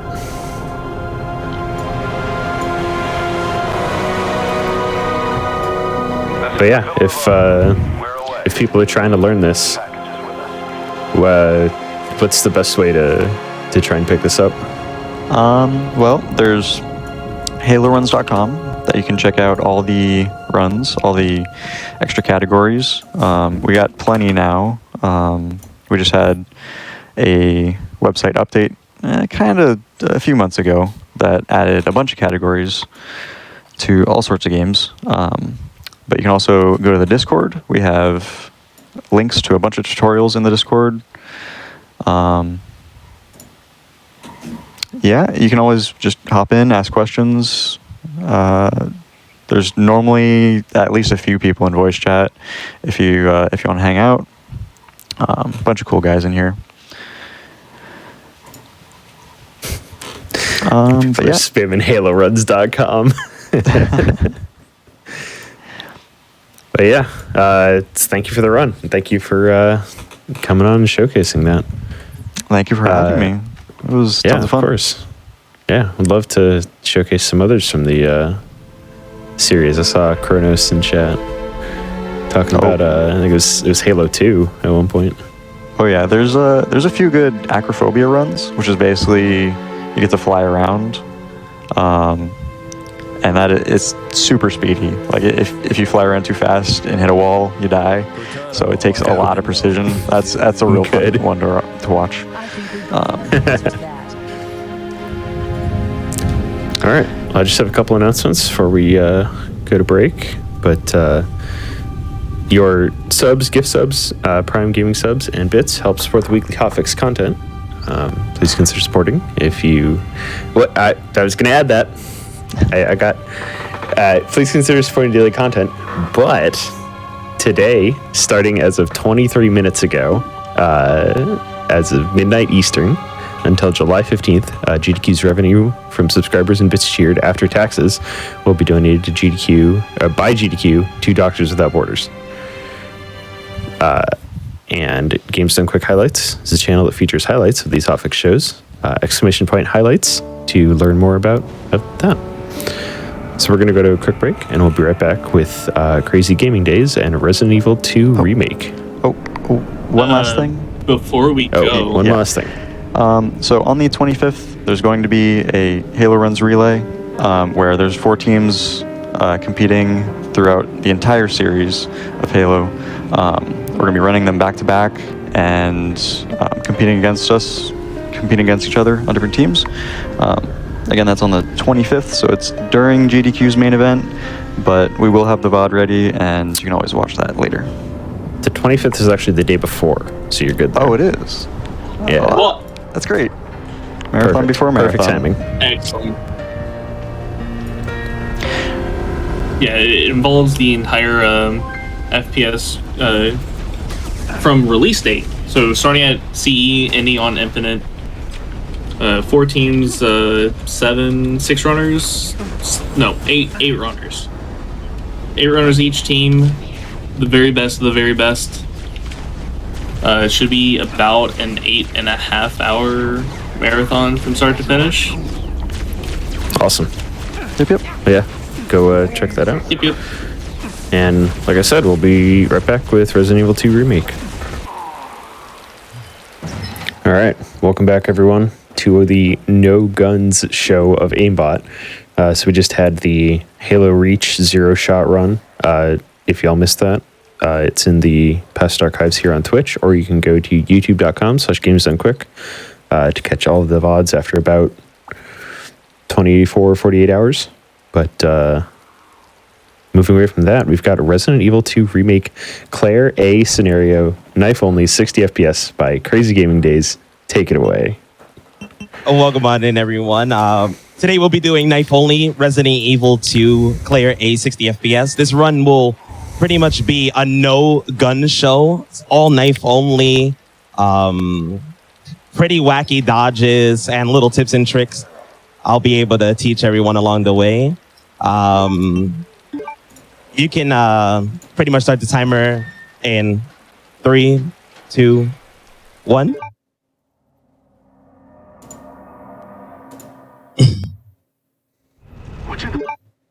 So pretty much this entire run will be done knife only. Specifically why I chose this category. The other category would be Leon, and Leon actually has to shoot a gun at some point. Doesn't feel exactly the same.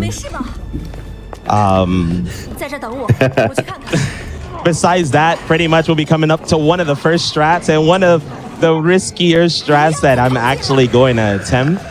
But let's hope it works. I need to hug the left side of this shelf and wait for the zombie to turn the corner. As soon as it turns the corner, you do an upright movement, and you can just quick turn by aiming and hitting left to bypass that zombie. It's actually the fastest way to handle them on 60 FPS. It's a little bit slower. Some of the AI just doesn't work exactly the way you would picture it to be. But it's actually not that bad. It's a pretty simple thing to pull off. But from there, we're already getting started with another that not many people know of, or this is one thing many people ask countless times, but there's a zombie here with no arms. Because he has no arms, we're gonna take damage by him. He doesn't cause a cutscene when he bites you. By doing this, Claire will enter a caution state with her health, causing her to run much faster than Leon. It's a really weird thing with this game. No one knows why it happens, but it's only a thing for Claire and Ada. As long as they're on caution, they're running much faster than they do on fine. Which works on all categories. I believe if you do this on hardcore though, this is standard. Hardcore, the harder difficulty, if you get bit by that zombie, you want to get bit only one time, which will cause you to be on caution from there. He's also a zombie that causes you to be on caution. Anything else on hardcore difficulty will knock you straight into danger, except that one. But pretty much from there, we just entered the RPD station. Not really much going on here just yet, but we're going to come across what is considered a pause buffer to get a zombie to burst through the door the soonest time possible. If you actually don't pull this off, he'll bang on the door a couple of times. So we'll go in here. We're supposed to save the guy. It does not happen. We're going to skip the cutscene, skip that. As soon as you hear the bang on the door, you just want to give it like 2 to 3 seconds, and the zombie will burst right through the door. I don't know why it's a thing, but it is. But it's pretty great. From here, you don't want to hug the left side of the wall. If you do, then the zombies will automatically become aggro and they will grab you. Or at least that's the history I deal with there. That actually was pretty clean. On standard difficulty, you can actually just walk in between the two zombies. Slight chance the zombie behind actually turbos, which will just get you stuck between the two. But it's not too bad. Besides this, the difference between 60 and 120 FPS, because I'm pretty sure it's always a thought in people's mind, like, why would you choose 60 and not 120 if 120 would technically be faster? Knife damage varies depending on the FPS in this game, so the higher it goes, the more damage you do, which kind of kills a lot of the fun to me. If you do 60 FPS, the knife damage is actually much lower, and it takes about double the hits to kill bosses, for the most part. Which will be a whole other thing. I remember when this game came out and people discovered the FPS knife thing. People just set their FPS like 700 and then whirlwinded at bosses. Yeah, I remember when I first heard about it, it was pretty weird. Coming up here, we're going to do some movement going up, left, and right. Pretty much that dodge is very simple. It's pretty much just or I guess I would say abusing the quick turns in this game.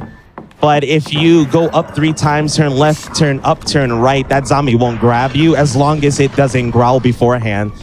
When you reach the second floor there, sometimes that zombie will actually make sound. If he makes a sound, do not do it. It won't work. You'll just get grabbed. But even I remember when that happened, when I first played this game, I played it at 60. It was a nightmare. My damage was not there whatsoever. I was like, wow, the knife is not so good after all. After playing, of course, other Resident Evils where sometimes a bit much. Yeah, because knife only is a thing in like 4 as well, right? Is it a thing in 5? I actually don't know. Okay, so with 4 and 5, I believe, well, I know with 4, you have to use the handgun on one boss and a couple of things just here and there that is out of reach.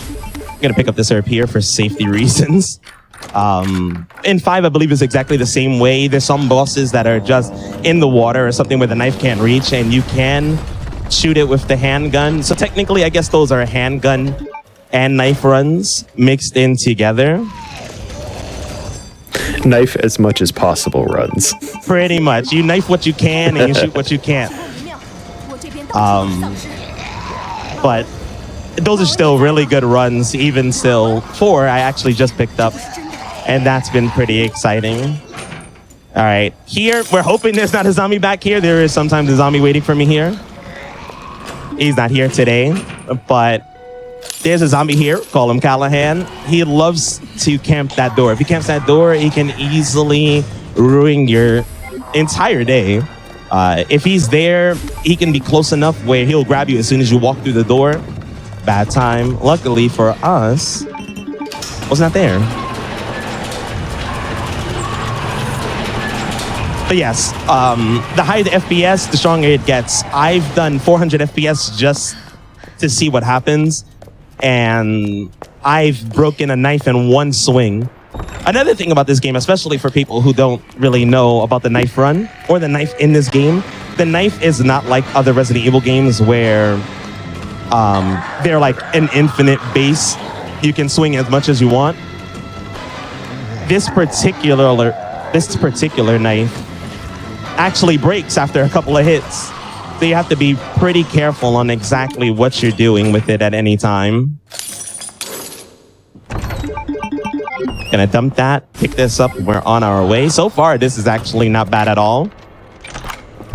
The key is pretty much to dodge and hope that you don't get grabbed from there. You'll also notice that a lot of these zombies don't go for anything, and this is about the same thing in hardcore.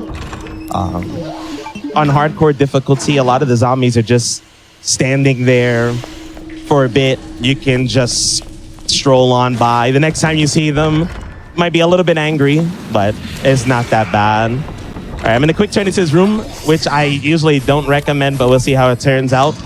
We want to exit this room as fast as possible and hope that this enemy right here does not jump on us. Now, instead, it just did a back swipe.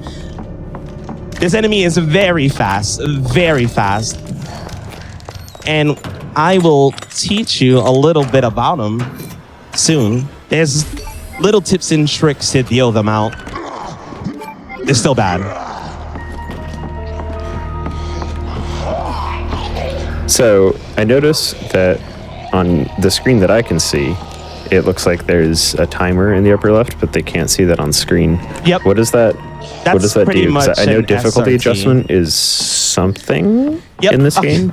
So difficulty adjusting is a thing, and especially in this category in particular, it's very, very important. Pretty much that thing on the screen, normally if it was like, if I was speedrunning on my channel, it'll be a thing because it's like something you would have to add in for them to see. But it pretty much is just telling me enemy HP, Claire's HP, and the level of DA. So it's there just for one particular boss, and that's the second to last boss. Nice, wow. That second to last boss is very, the second to last boss is actually very dependent on his HP. At a certain point of HP, it's the make it or break it point, whether it turns into its second phase or you skip it, which is the only thing I really use it for. But DA is a very important thing. This game is very similar to Resident Evil 4 normal mode, where if you, the worse you play, the better, or the worse you play, the easier the game gets. So while you'll see, I'll probably, I'm going to try to remain damageless until a certain point. If you take damage, if you miss shots, that all brings down the difficulty. And by doing that, you're making the game easier for yourself without having to put it on the easier difficulty. It only goes down to a certain point, which I believe for this difficulty being standard is 3,000, which is pretty low. But also by doing that, you can cause some issues. Though we are coming across our first boss, G1. We're pretty much gonna knife him down the middle for a bit. We're gonna count 6 times and we're gonna circle him. As soon as he starts spinning exactly like this, you're gonna want to start hitting his arm eye and sticking to this corner and then start spinning around him. If you mess up this movement, it could be one of the worst things ever. And he's down. If you mess that up, he does clean. It's a pretty crazy thing. Even at 60 FPS is not too bad to pull off this fight. Usually it'll take 30 to 34 hits, really depending on your angles. That's another key thing about Claire. Her knife swipe is very crazy. She swings as if her arm is broken, though it's not. Giving her more of an opportunity to hit through the body, which is also another thing. The higher the FPS, the more cuts it does throughout his body. So that pretty much sums up how the knife works for this game. Besides that, if you notice on screen when I do this, I'll just hit space and 2. It'll show you the durability of the knife, and it's practically where we want it. 32% is perfectly fine. We don't actually use this for much more.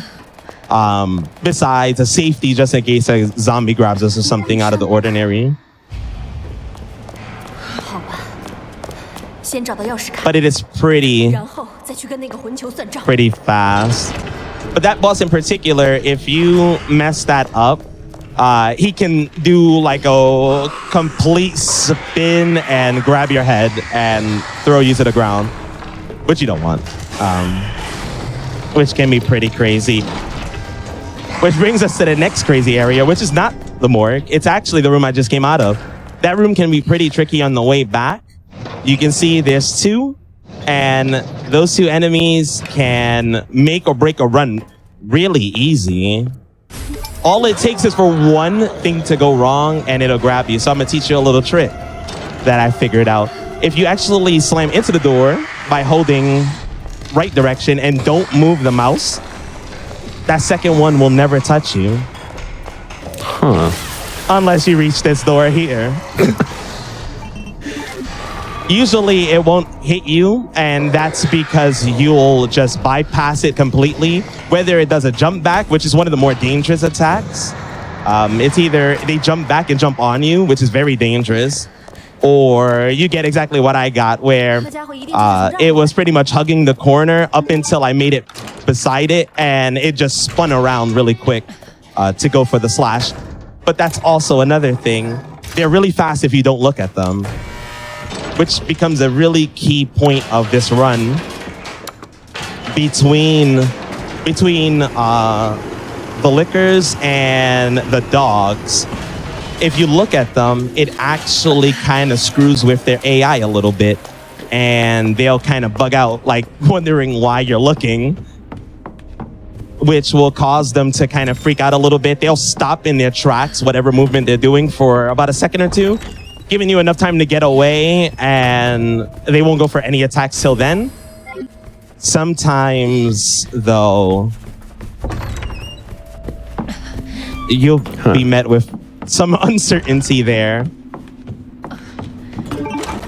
Luckily, Claire doesn't really deal with too many dogs. She deals with dogs, but it's not that bad. Luckily, coming up, there's really not much going on. We're going to pick up a large gear really quick that we're going to need for later in the run, and we're going to exit this room. Normally, we used to go into another door here to pick up a different item along with the large gear, but we learned it takes up too much of your inventory space, so if anything goes wrong, it's over. There's nothing you can really do to fix it. Now, coming up on this staircase, you want to stair skate as best as you can and just go diagonally from left to right. Basing off of the sound this zombie right here makes will depend on how close she actually is to this staircase, which will change if or if not you have to dodge. Luckily, it was a little late there, so she was close but not too close. I've had it where she was, once I turned around from it hitting the switch, she was pretty much right in my face. Which, now, another trick. Pretty much here to dodge Mr. X, you would be aiming at this wall first, scooting over to the left until your camera's out of the way, and just aim it back at Mr. X. By doing that, it tricks him into a clothesline, which you can easily dodge, which is actually not much of a problem. This is also a different routing that I'm doing here. It's another thing I figured out. But if you take Leon's route, which would be through that back door staircase, Mr. X will actually not be able to, well, he can catch up, but he won't enter this room. If you take the opposite way, which normally many people would go, Mr. X will await you usually by that door, and that alone becomes a completely different nightmare. You can exit the door with him, and he will just instantly grab you, slam you to the ground. Once you get up, you'll just get punched back, and he can constantly stun lock you. It sounds like he's behind me because I do hear his music, but again, he's not close enough. Plus, this is standard. He can't really catch up just yet. Let's see if there's a zombie here. Okay. So there's a zombie here. I need to lure her back, and I need to run by. This might become a little bit of a problem, but I'm hoping not. But because she was a little bit delayed. Faster on hardcore? Oh, he's so much faster on hardcore. Oh, geez. Okay, seems like we're good. Okay, so Mr. X also likes to punch zombies. So pretty much right there, those two zombies that were blocking the way, Mr. X had to punch them to get through to get to me. By doing that, it gave them a little bit of a delay, so that gave me the opportunity to do a great push. Sometimes it's not exactly like that. I've had it many times where there's no zombie blocking him there, and he will just practically knock me back. Or he'll hit you, which puts you on danger, and a zombie can actually latch onto you as soon as he hits you, pretty much doing double damage, and usually you'll just die there. But on hardcore, he's so much faster. It sounds like he's stomping, but on hardcore, he's really just stomping his way through. You pretty much, I speedrun hardcore, and still to this day, after I believe it was like 3 years, still scares me when I hear his sound, which you can kind of hear in the background right now. And yes, the librarian zombie is actually the most aggro in the game. I'm going to see, hopefully the zombie is in here. He's not. We're going to pick up the safety urban. We're going to keep moving by. Now, as you can hear, Mr. X is there. He's right behind me. He can follow me into the next room, which we will kind of do a little bit of a weird movement. I'm going to move to the side here, get the zombie out. And he had to knock me down. This is very scary. I do not like this one bit. I do not like this one bit. This just became even scarier, but I think I'm good. We'll see. Oh my God, I can't believe I even got that dodge. Wow. That room becomes one of the scariest rooms if that ever happens to you. Practically, that one zombie bites you, he's still allowed to come into the room. There's actually another zombie just hidden in the back there, which can also come in for some playtime and actually try to grab you. Luckily, he took the long way around. I don't know why, though. But if you take that little secret passageway that's there, Mr. X tends to follow along it. And that's usually how you would get out. You just walk straight. He takes the secret path. You're good. By getting bit there, it kind of alters which way he goes. I guess he took the secret way anyways. It seems like there's a pretty big balancing act to be done with, like, you want to have enough health to, like, stay alive, and if you can, like, accidentally truck a hit, versus you want to stay in caution to run faster. Pretty much. That's pretty much how it is. It's like so there's pretty much the two levels of caution. There's high caution, which is about, I think it's anything below 801. And low caution, which is around 380. You kind of want to keep yourself, as much as possible, you want to keep yourself around the 800 mark of HP, or even like 700, 600. That's usually fine. It'll let you tank an extra hit before you'll take the hit, stay on caution. If you get hit again, you'll be in danger, but usually you'll get that one really weird zombie that just decides to bite you. And if your HP is really low, it can be pretty bad.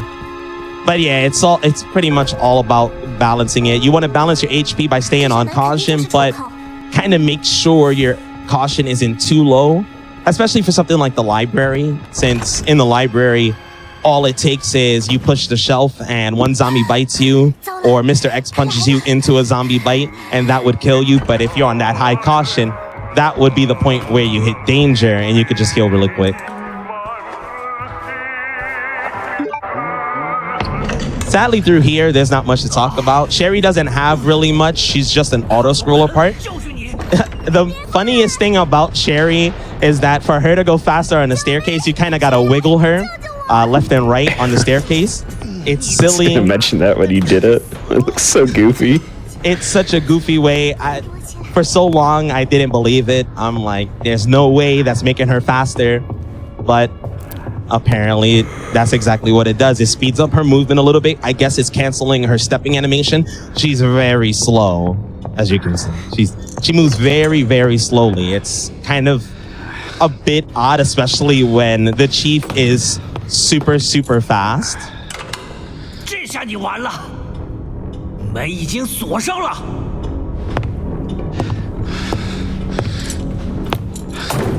this pretty much in Chinese, right? Yeah, it is. Okay. I'm obviously assuming that's faster.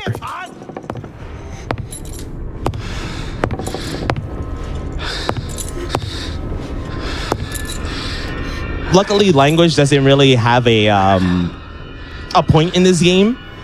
In many of the old Resident Evils are pretty much the first three classics and Code Veronica.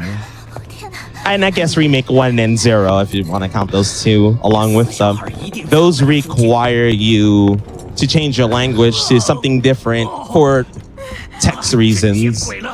I guess that's about the same as some RPGs out there that have, like, they're faster in certain languages just based on how many characters can pop up on the screen.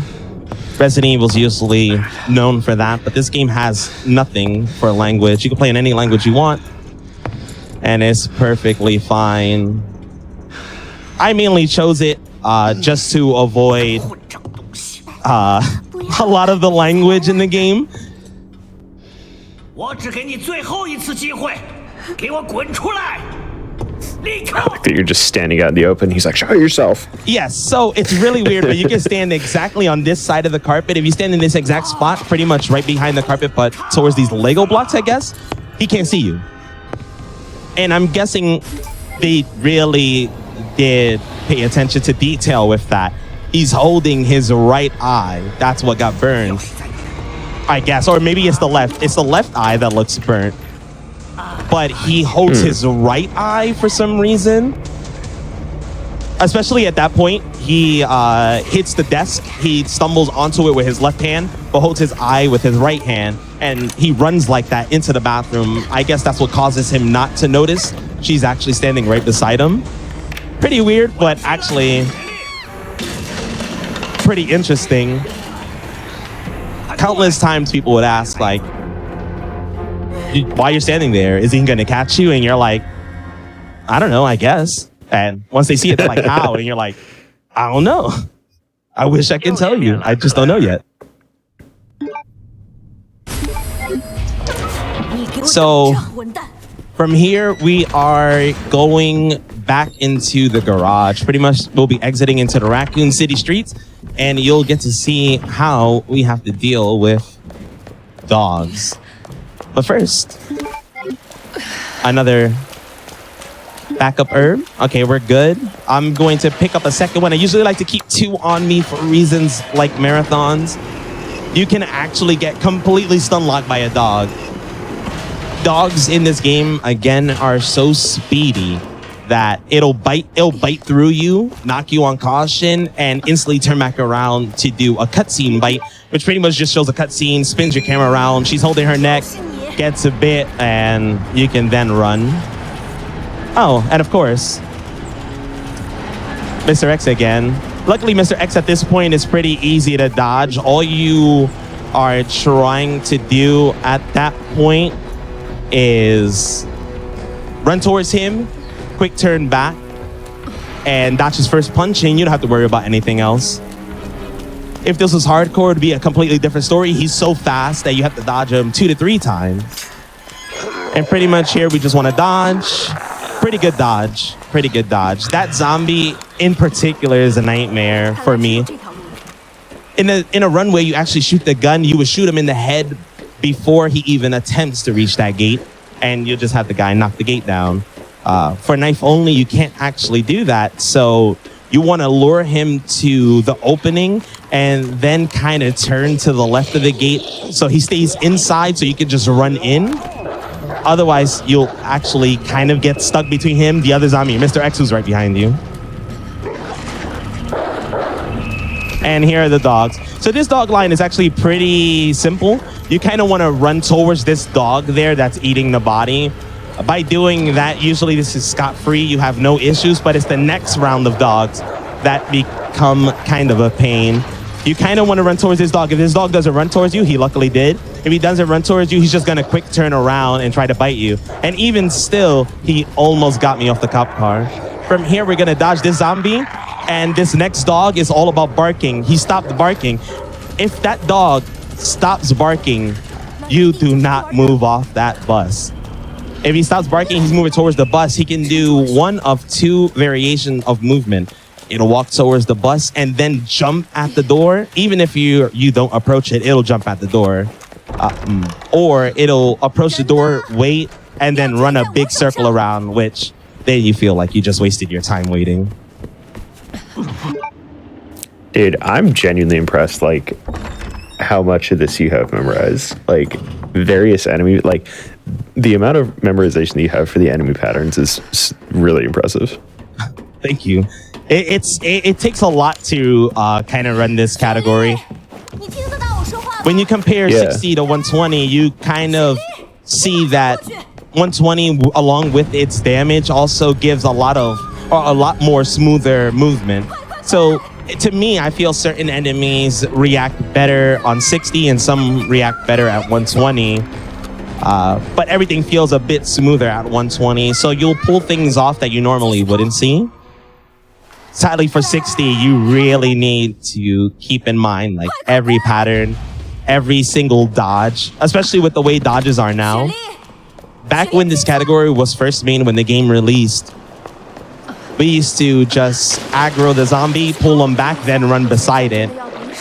Now there was movement tech from a great speedrunner I know by the name of the Pareto. He himself went absolutely bonkers and was doing some of the craziest dodging movements that I've seen, which is practically running towards the zombie, turning right or left, and then quick turning forward. And that can become pretty scary because while this is standard, there are certain zombies that sometimes have a double lunge mechanic built in, I guess. So instead of going for you once, they will actually go twice.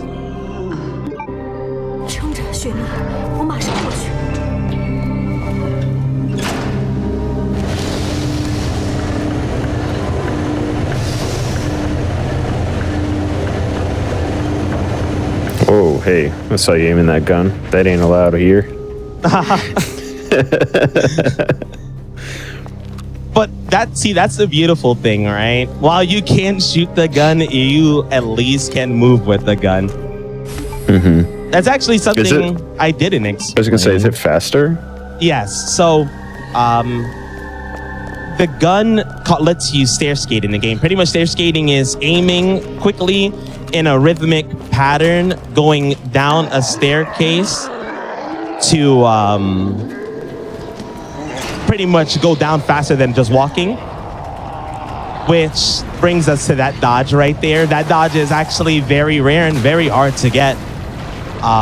It's basically counting steps. You want to count about 8 quick steps down the staircase. Any more than that, it might mess it up. Any less than that, and I actually don't know what would happen because I've never gotten less than that.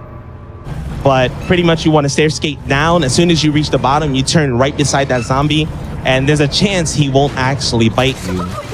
Other times, his friend next door will actually grab you instead. But pretty much that makes it faster, and that's the ruling of this category. As long as you don't shoot it, everything is A-okay. You shoot it, that kind of makes it invalid from there. Yeah, I was gonna say, I've seen stair skating in like the original Resident Evils, where they just wiggle back and forth and then just skate down. Ah, yeah. So I guess we're talking like RE1 Remake. That one is actually a pretty interesting one, since that one is just mashing down a staircase so that you go flying down. Okay, we're still Maybe I'm thinking of another game then. Never mind. Pretty much, let me see. There's 2 other Resident Evils that you can stair skate in, from what I remember. That would be, so it's this, Resident Evil 3 Remake, which the stair skating is a bit slower, and Resident Evil 1 Remake, which on a certain category, you can kind of map the run button to the analog stick, and the faster you spin it, the faster you go. Now, come in here, sewers, bad area, G-adults, horrible enemies with a huge hitbox. We're gonna lure this G-adult out, and I'm gonna hug this left side and do a straight line. By doing this straight line, more times than not, you won't get grabbed. Even if you hear it, it'll scare you so much. You'll hear it, go for the grab. Don't be scared, don't move. If you keep forward in that specific line, it won't grab you no matter what. It just won't grab you. If it grabs you, and if you try it and it grabs you, let me know. I would love to know. But that's actually an area many people dislike. That enemy and this area in general can be pretty rough, especially when you're speed running against a PB time or world record. You kind of don't want any of that downtime, and it's easy to get grabbed by those enemies.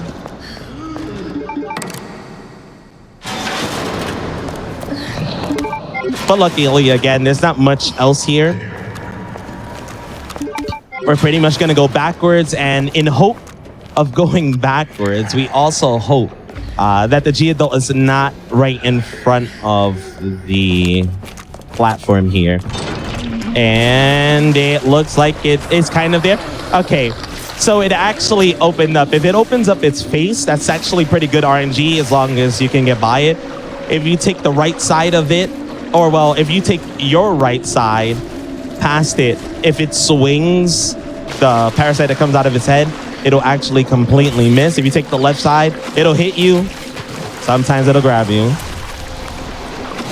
Same thing here as well. We're pretty much climbing the platform, which the G-Adult then appears. You want to wait there until the G-Adult goes for the grab. As soon as it goes for the grab, you want to jump down, turn around, and just run straight for the ladder. It won't grab you. On hardcore, well, no, on hardcore, but the other scenario, there's actually a zombie there waiting for you. So it's a bit more tricky. And from here, we're just heading on to our next puzzle. It's just chess piece puzzle to open up the doors to the next boss fight, which will bring us to DA and how we bring it down for this run. We're gonna drop off some items really quick, just 3. Puzzle's pretty simple. First one here on the right is Queen, then King, followed by, I think that's Rook, Knight, and Bishop towards the door, which leaves you closest to the door from here.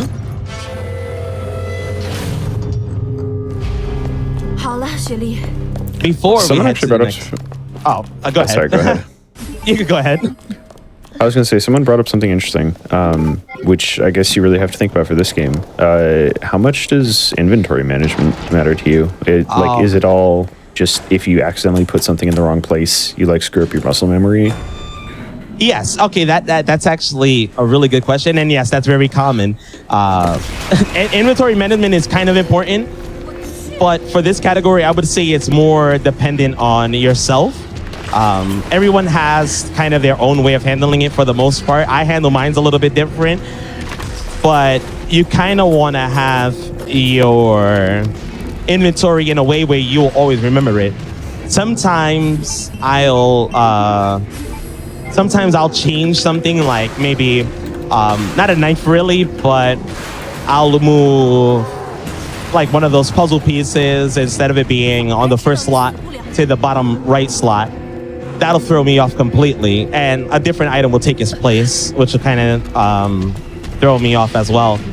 But bringing us to DA now, pretty much here, we're gonna hit this button, we're gonna pick up the knife that is here, and we want him to damage us. We want to take a good amount of damage here, and this will help us out in the long run. So he didn't jump, but he went for the wombo combo. We want him to hit us. We'll enter danger, and I'm going to fully heal from here.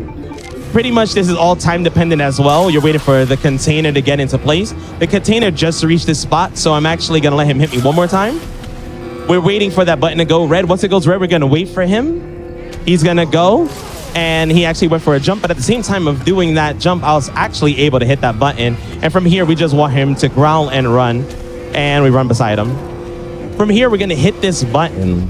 After we hit this button, we're gonna go sort of behind him on one side here. We're gonna aim and let him hit us. Pretty much from here, this is as low as the DA as you want, and you kind of want to trick him 4 times into slashes so he doesn't move out of this specific slot. So that'll be 3, and this is 4. After the 4th, you want to hit this button, want to turn the camera towards him, up left movement, up right movement. Pretty much by doing that, he went for a backhand swing into his growl once again. and now he'll just get hit by the container. If you don't do it specifically like that, he can pretty much end your run really easy. He'll run at you without growling, which you have to do a completely different set of movement for Birkin to get stuck in that place if you don't do it. If you don't do it that way. Or he won't run at you at all, and he'll just pretty much watch you from a distance. He watch you from a distance, walk towards you, and you're pretty much trapped from there. But that's pretty much the fight. The fight is pretty simple, and again, it brings down your difficulty. Bringing down the difficulty is a great thing for the rest of this run. The lab is not a joke. The lab is a horrible place. On 120 FPS, you actually don't do that. You are just bringing your DA really high, which starts to alter the AI into doing some severe damage. And you can go from high caution to danger in just a swipe.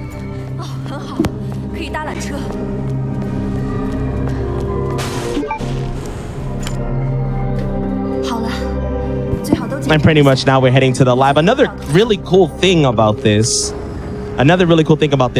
is cutscenes. When you're exiting a cutscene, if you time it properly, knowing exactly when the cutscene is about to end, hit forward movement with the run button. It'll cause you to get a little bit of a boost in speed, which helps out a lot. There's world records out there where someone has done it in every single scene possible, and it just saved so much time that way. A lot of people in chat are talking about lab memes. I assume this part is pretty infamous. Yeah, the lab is pretty infamous, but it's in particular, it's the basement of the lab. The basement of the lab could end everything in a split second, or it can just treat you wrong in so many ways, let you survive the first part just to beat you down the second part.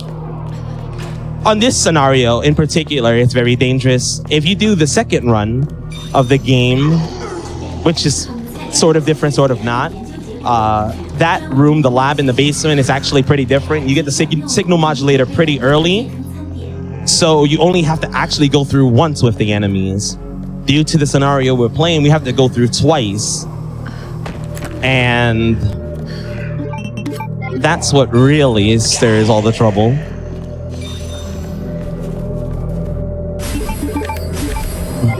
I also see people mentioning alternate controls.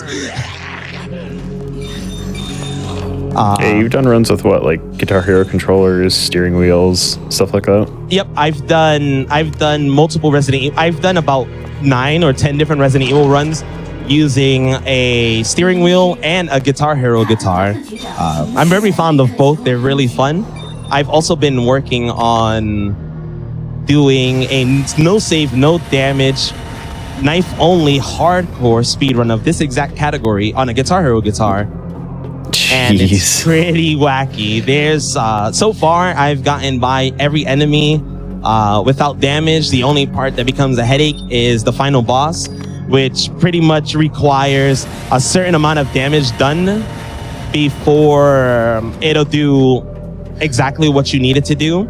If you are low on damage, it'll meme you. It'll just constantly just dash towards you, and that's it. Pretty much on that boss, you want them to climb the wall, and that can be pretty bad. But it's still a really fun run. It's still a really fun run. But coming up here, not much really to talk about. I treat this puzzle like a number pad. It's pretty simple that way.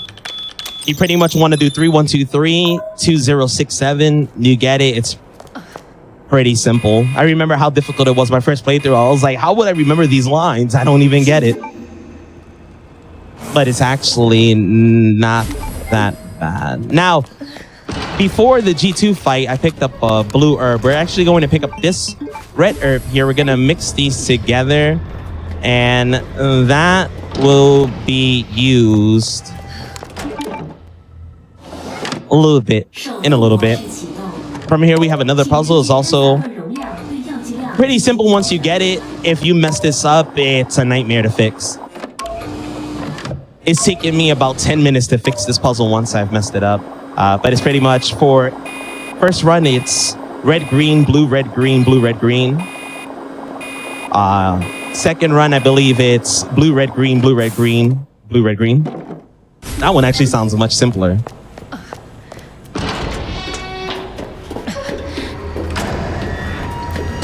Yeah, so when I was approaching you for, to showcase something on HotFix, I was like, okay, you can pick whatever you want, because I know you run like 15 games or something like that from the speedrun.com profile. Yeah, I run about 15. What made you pick? Yeah, so what made you pick like Claire A as opposed to literally like any of the other ones? Any of the other ones, okay. So pretty much it's because I feel like she has the most tech, which gives pretty much the most to talk about. I, for one, am really big on tech in video games. You show me something crazy and it's pretty fascinating. I've seen some pretty crazy things, but her run in particular, we gotta dump this. Her run in particular is very tech heavy. There's a lot of things you want to do and a lot of things you don't want to do. Between the other runs, what was it? It was Any Scenario for this and Resident Evil 3 Remake, I believe. Resident Evil 3 Remake is, to me, it's a really fun run to play, but not a very fun run to really watch. For your first time, sure. There you go. That's a meme right there. That's one of the lab memes right there. Pretty much, it went for a slash, or actually it licked me. From licking me, the zombie bit me right away. And yes, that counts towards the damage you take. We're gonna do movement here. There's a zombie waiting for us. I'm gonna do one of those interesting movement sets. Oh man, there's one right above my head. Okay, we're good. We're good. But yes, going down that hall is one of the most dangerous parts of this run. And it all relies on just luck, I would say. Skill doesn't really matter there. If you're good at dodging, you're fine. But the biggest problem with that area in particular is there's too many enemies. You have 3 zombies, you have two lickers there, and they are pretty much out to get you. If there's a zombie in that hallway when you first enter the room from going upstairs, you're in for a really bad time. Luckily, I didn't have that, but the movement was pretty sketchy. But the zombie is still knocked down, so from there, we're actually gonna run past all of this. We seem to be pretty good here. We got licked, but it's okay. We got a pretty clean exit otherwise. This could become one of the biggest meme fest. Pretty much you can get jumped on by a licker. If that jumps on you, once that animation is over, a zombie can bite you instantly and you will just die. You can't do anything. You can't open your inventory. You cannot move. It does not allow you to do anything, but enemies can do whatever they want at that point. And besides that, IVs are also pretty dangerous. But for a knife-only run, we used to slash them, which was really, really scary. You'd practically panic the entire way because if you got too close too early or you miss your slash, they would grab you. In this case, I will just lure them and run back. For that one that was in my way in particular, you want to just slash their bulb. If you slash the bulb, you're good to go. It'll give you an opportunity to run. And this IV here is not even paying attention yet. Which brings us to this room. Depending on the IV is in an interesting spot there, which allowed us to actually get through that room clean. Even though it was on that side, if it wanted to, it could have done one of its faster movements where it pretty much runs for a couple of seconds right at you. It's pretty fast. It's much faster than Claire, way faster than Leon. And it'll grab you. In that case, I was able to still get by without it actually grabbing. If it's in your way and it's not facing you, you would want to, well, in 60 FPS, I would aim at its shoulder. Its shoulder has a bulb on it. If you pop it, it'll stun. Some people would go for a mid swipe, but sometimes that'll just do a crit slash and not actually pop a bulb. A crit slash will stun it for maybe 0.5 seconds and it'll just start running for you right after. So it's not really ideal.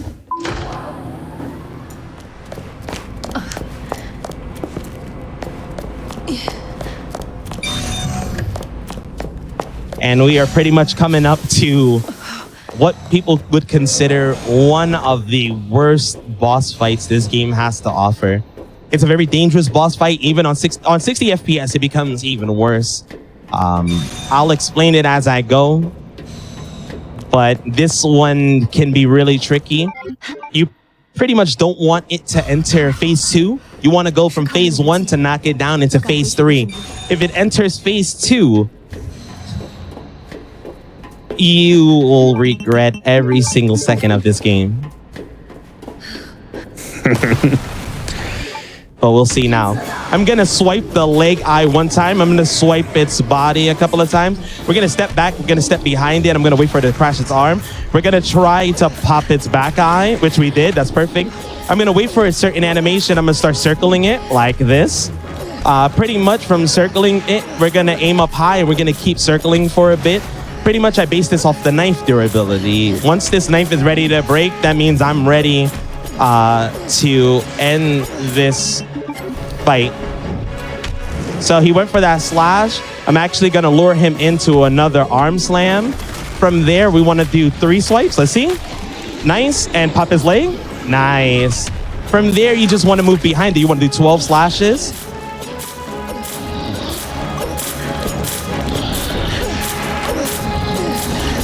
And you want to move towards the eye on his chest.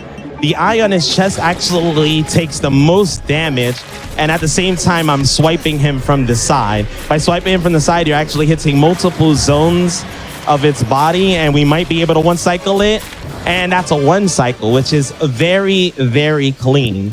A 1 cycle versus that boss is actually very, very nice.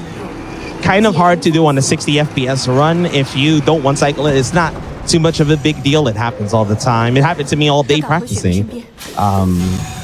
It'll just grab a piece of the wall, slam it to the ground, and you can kind of finish killing it from there.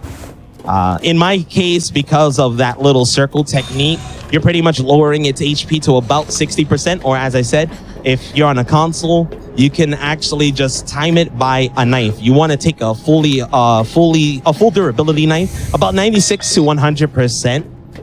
Equip it and use that. Once it hits, let's say maybe a tick or 2 from actually breaking, you can swap to another and it's ready for the claw slam down, which you pretty much cause by sticking towards the claw side.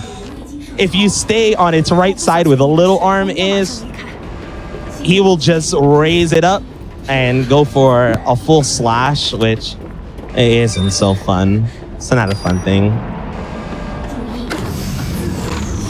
But that also comes back to why I chose this run. Claire also gets one of the harder ending boss fights here, which we are actually on our way to fight right now. But pretty much when you play a Leon run, not only does Leon have to throw a grenade at one point, which kind of makes it a low percent and not a knife only run, he also has to shoot the rocket launcher for the final boss, which Claire actually just beats everything with a knife. And Leon's fight is really easy. On a Leon final boss fight, you would go 3 stuns. Once he gets stunned the 3rd time, you just dance with him a little bit, dance with Mr. X a little bit, and wait for the rocket launcher. With Claire, there's a lot more technique to her boss and a lot of hope.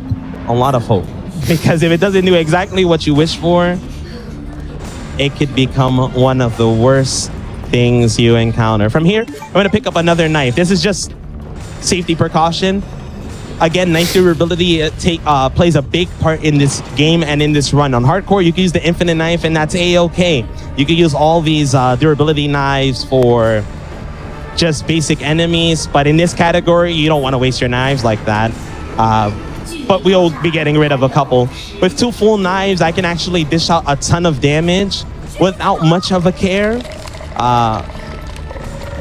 Sometimes, depending on the category for knife only, there's certain world records where they will go in with a knife at maybe 35% at 100%, and there's a high possibility that the run is over. You can break all your knives by not hitting the final boss in the proper spots, and it'll just break your knife instead.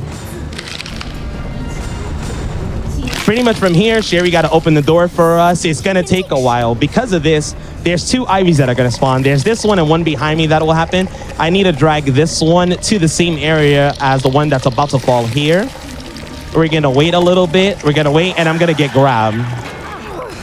We're going to get grabbed so we can get rid of some of these knives, but at the same time as stabbing these with the knife in the defensive way, it also lowers down your difficulty by just a bit.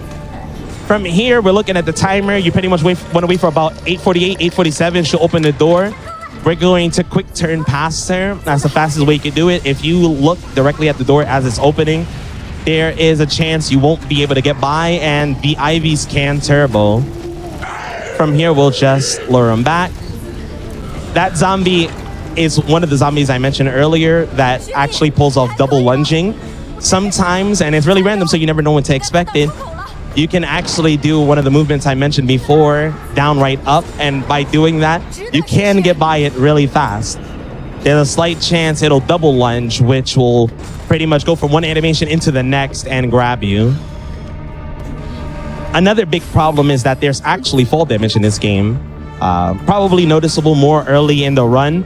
If you fall, I think you lose a good amount of HP. If you're at a low caution state and that happens to you, you'll die.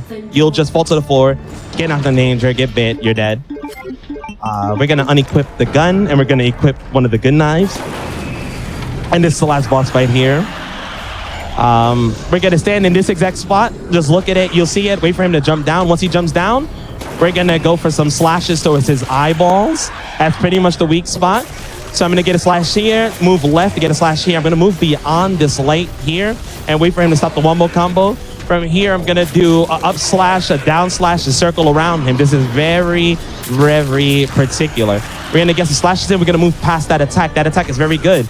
If it goes for that attack and you actually manage to dodge it, it'll actually be the fastest way to really dish that out. That was the killing, not the killing blow, but that's the blow that knocks it down for its final phase. From here, we're gonna count 10 claws. So that'll be 3 there. It always ends on a right claw. Or, well, it ends there and then we wait here and that's time. Pretty much it's a really interesting fight, but really, really rough. If anything goes wrong, there's a chance where it will actually not go for that attack and it'll just walk against you. When that happens, the whole thing completely changes and it becomes really, really awkward. Dude, you had me stressed there. I could see you were on 1 HP. Yeah. So you want to take a hit there. Because if you actually dodge that attack, it'll make the AI of the boss turn around and he'll walk towards the wall and you cannot stop him. He'll walk towards the wall, climb up, and that's about 15 seconds of time loss. It'll do an animation from the wall to the tram and then jump off towards you after. But if you take that hit, it'll cause it to do a little growl and you could get in a couple of free hits. And as you can see, you can actually skip the second wombo combo stage, which was about to happen. But I really hope everyone enjoyed this run. It's pretty interesting. Knife only is really crazy. And there's a ton of Resident Evils that could be done with a knife. To the point it'll just blow your mind. There's a ton, and I actually run all of them. Yeah, I was looking through your speedrun.com profile, and I was like, oh my god, there's so many of these. Yeah. I mean, there's some that are harder than others, but... Oh yeah, for sure. So if people are looking to get into knife only, like, what would you suggest? Are there any tutorials out there, or should they just watch like World Record and then ask about in the Discord about strats? Honestly, knife only as of now, like a lot of the original runners don't actually run the category as much anymore. I'm pretty much one of the last remaining runners for knife only at this moment. The best way to really learn the run, I would say just watch it. Watch the world record and you'll kind of get an idea of how it runs. Besides that, I would say I run this quite often, so you can always pop in if you have any questions on any certain tips or tricks or how you do this or that with the knife, you can always ask, and I'm always willing to explain. It's never a problem. I usually say the best ways to learn it is by watching a video and then at least asking one of the runners for little tips and things like that. And they'll pretty much help you out. Yeah, for sure. Well, hey, thank you very much for coming on and doing this. No problem. Sure, appreciate it. And good luck on all your future runs. Thank you. Thank you. Appreciate it. Thank you for having me. All right, and thank you everybody for coming out for this no guns aimbot show. I know it's a little bit different than usual, but hey, it's my show and I can do what I want, and so I do joke shows like this sometimes. But all that said, just a reminder before we leave, your subs, gift subs, Prime Gaming subs, and bits from now until July 15th. The GDQ part of the revenue after taxes will be donated to Doctors Without Borders. So we're coming up on SGDQ, June 26th to July 3rd. Go ahead and check it out. If you missed either of these runs, if you want to rewatch the Halo run from earlier, the Resident Evil 2 run that just happened, or the Zelda Metroid randomizer that happened earlier, go to youtube.com/gamesdonequick. You can check out all the vids. And if you're watching this afterwards and you want to see us live, check us out on twitch.tv/gamesdonequick. Weekdays at 7 p.m. Eastern and weekends at 1 p.m. Eastern. And that's it for tonight. Hope everybody enjoyed. Tomorrow we've got Mercy Kill, followed by Never Before followed by Never Before Seen at 7 p.m. Eastern. Whew. Got it. All right. Everyone have a good night and see you later.